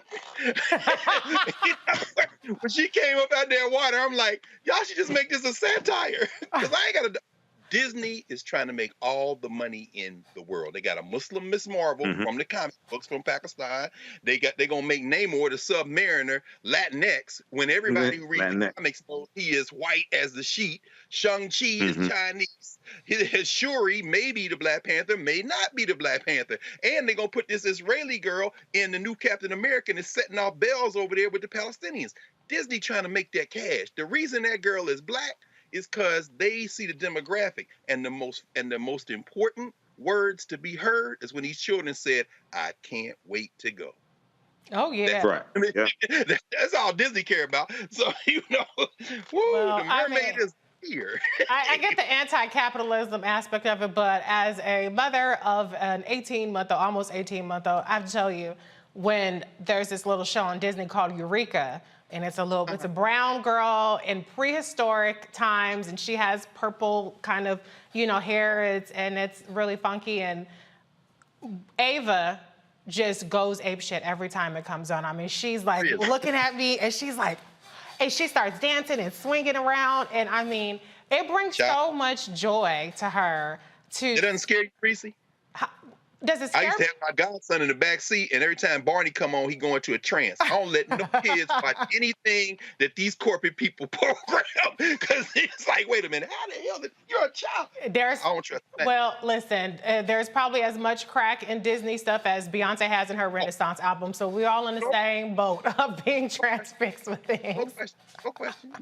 So, I mean, for me, part of the fun of it is starting to be how just completely unhinged these people are about it. Like, I didn't have interest in the Game of Thrones prequel, even though I watched Game of Thrones. But now I'm like, well, let me check it out, because this black guy is pissing them off, or the Lord of the Rings thing they have going on. They're mad about the black people. Like, these are not real characters. Y'all already don't see black people as human anyway, so it should be less of a stretch to see black people play a half mermaid, half whatever.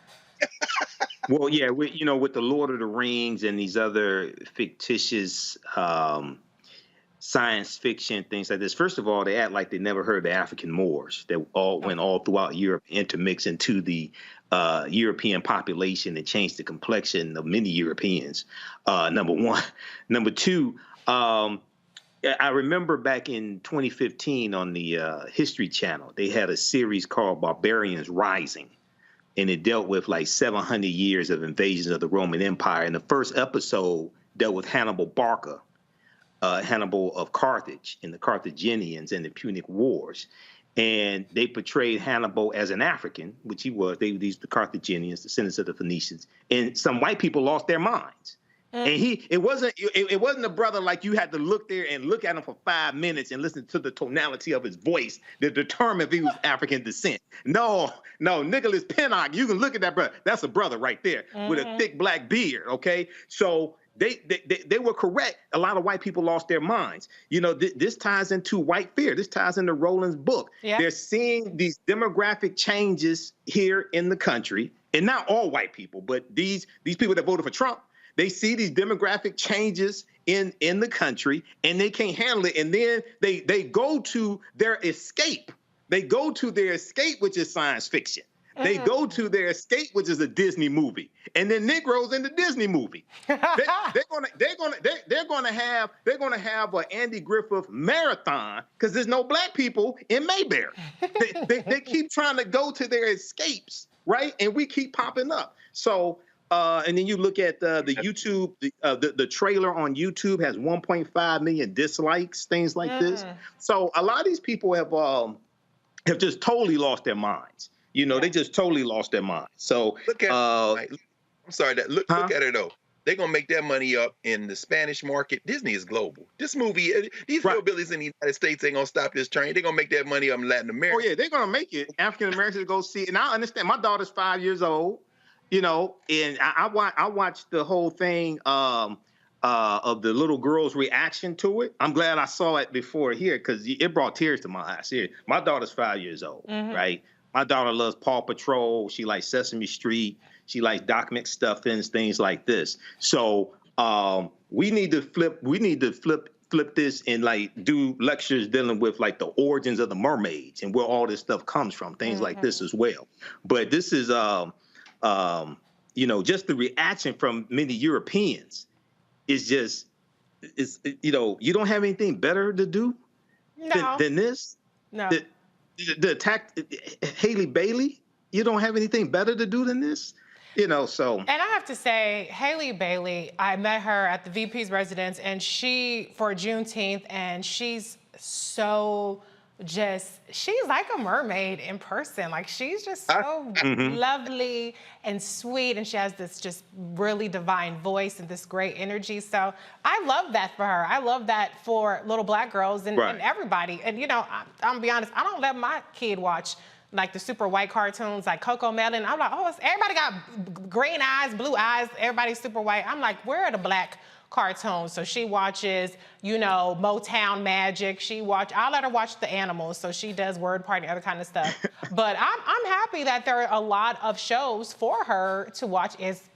Don't judge me, or you can, I don't care. But I know a lot of people don't like their kids watching TV. But God, for Nollywood, because I mean, somebody got to tell our stories that we have. I mean, Disney is not for us. Disney out there trying to make money. No, so I mean, I understand. Thank God for the African film market, because at some point, when we get our act together, the American Negro gonna be sitting somewhere with our $5 in our hand, talking about.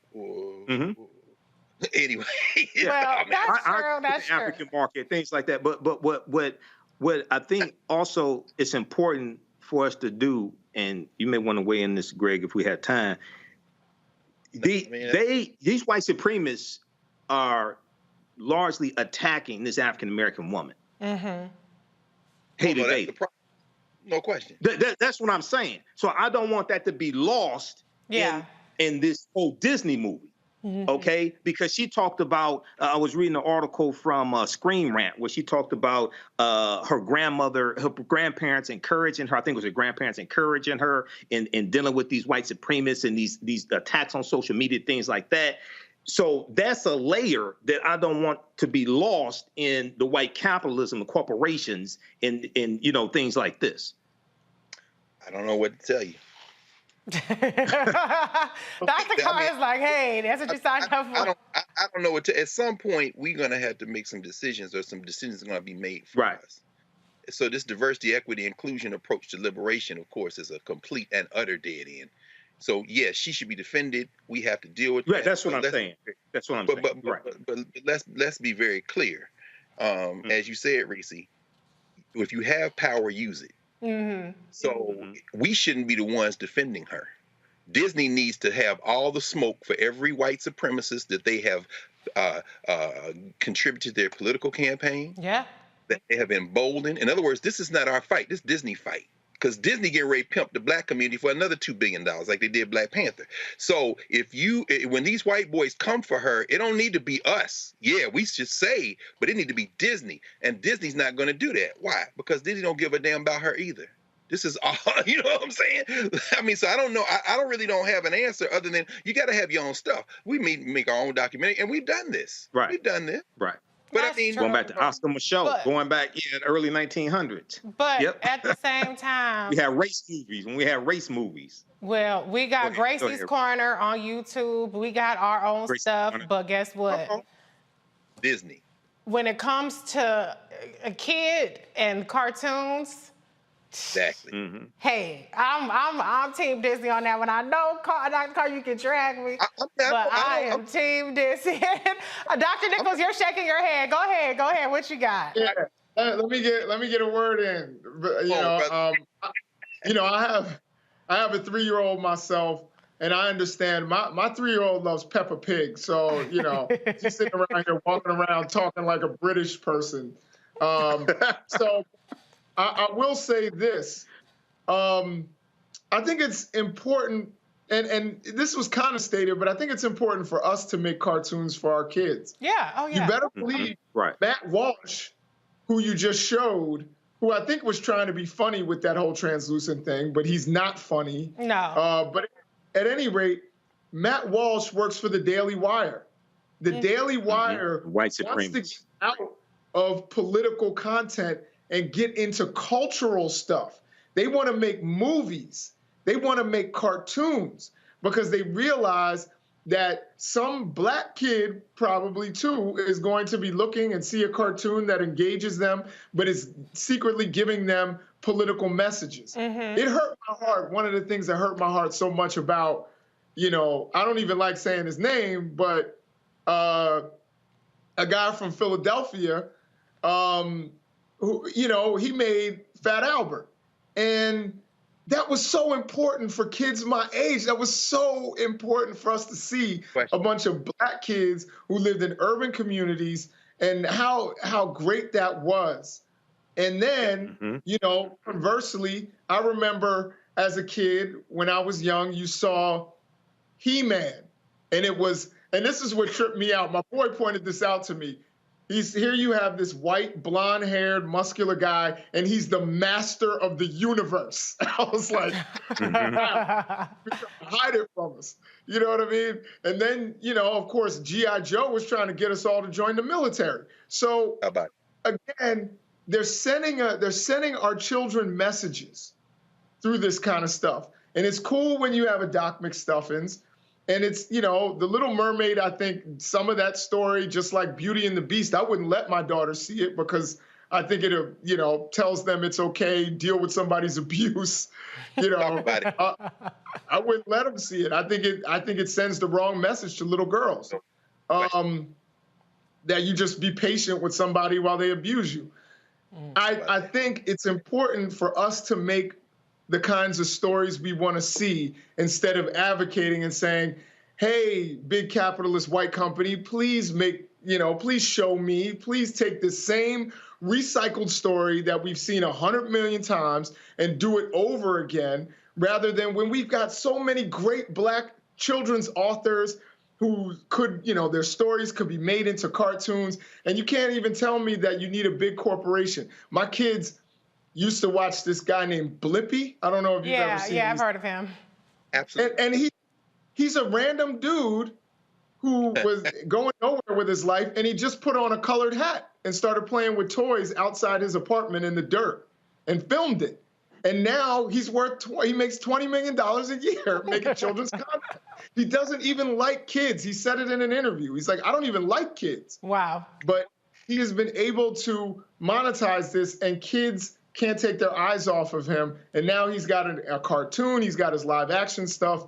And I think we can do the same things. Just like the stuff Roland is doing. I'll give props to Roland for a second. The stuff Roland's doing by trying to, I read he was promoting HBCU sports and all of that, going into sports content. I want him to hire me because I have the best sports commentary in the world. I'm always right.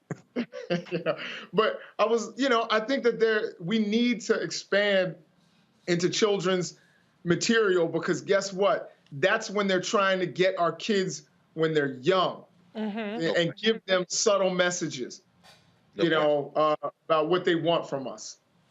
Yes, right. Turn mommy water loose. Let them Negroes from the Caribbean and West Africa. Ain't no mermaids in the African women been in the water since the beginning of water. And that's a whole different story. That whole weak woman, princess, that's how you end up with Queen Elizabeth dead, and the Star of Africa in her scepter, the largest diamond in the world. In other words, that whole women are weak.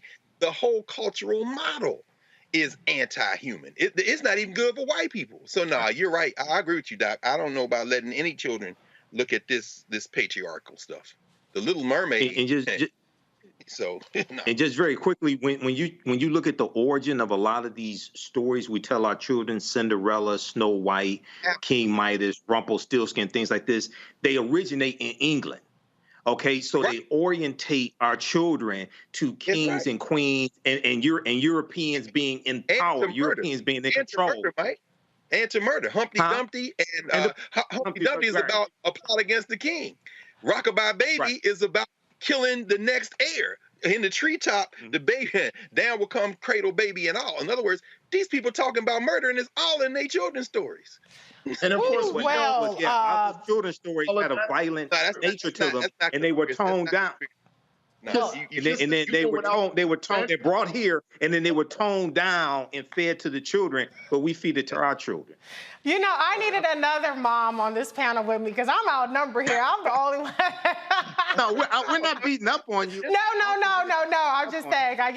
Listen. I guess I'm the unserious one because I can't wait for this, and I love Hallie. But let me close it out with this tweet, which I thought was hilarious. It says, "So after all the Africans y'all threw in the ocean, y'all surprised a mermaid is black?" Lord have mercy. Listen. That was incredible. I saw that one.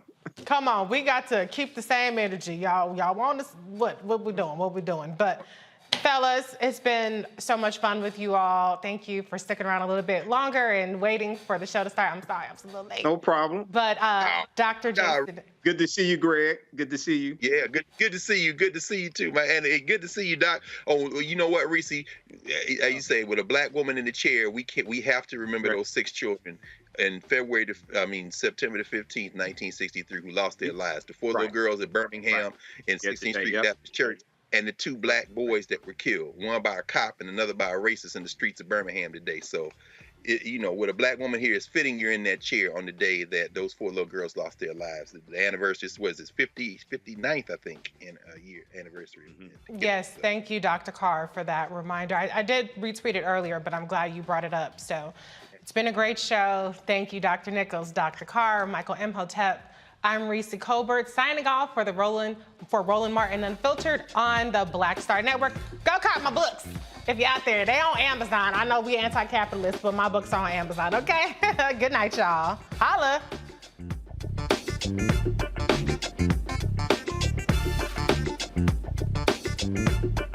When you talk about blackness and what happens in black culture, we're about covering these things that matter to us, speaking to our issues and concerns. This is a genuine people-powered movement. There's a lot of stuff that we're not getting. You get it, and you spread the word. We wish to plead our own cause.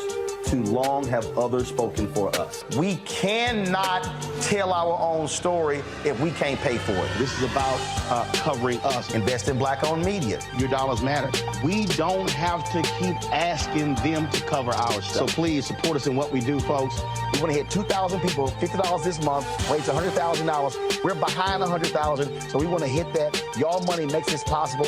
Check some money orders. Go to P.O. Box 57196, Washington, D.C. 20037-0196. The Cash App is $RM Unfiltered. PayPal is R Martin Unfiltered. Venmo is RM Unfiltered. Zelle is Roland at RolandSMartin.com.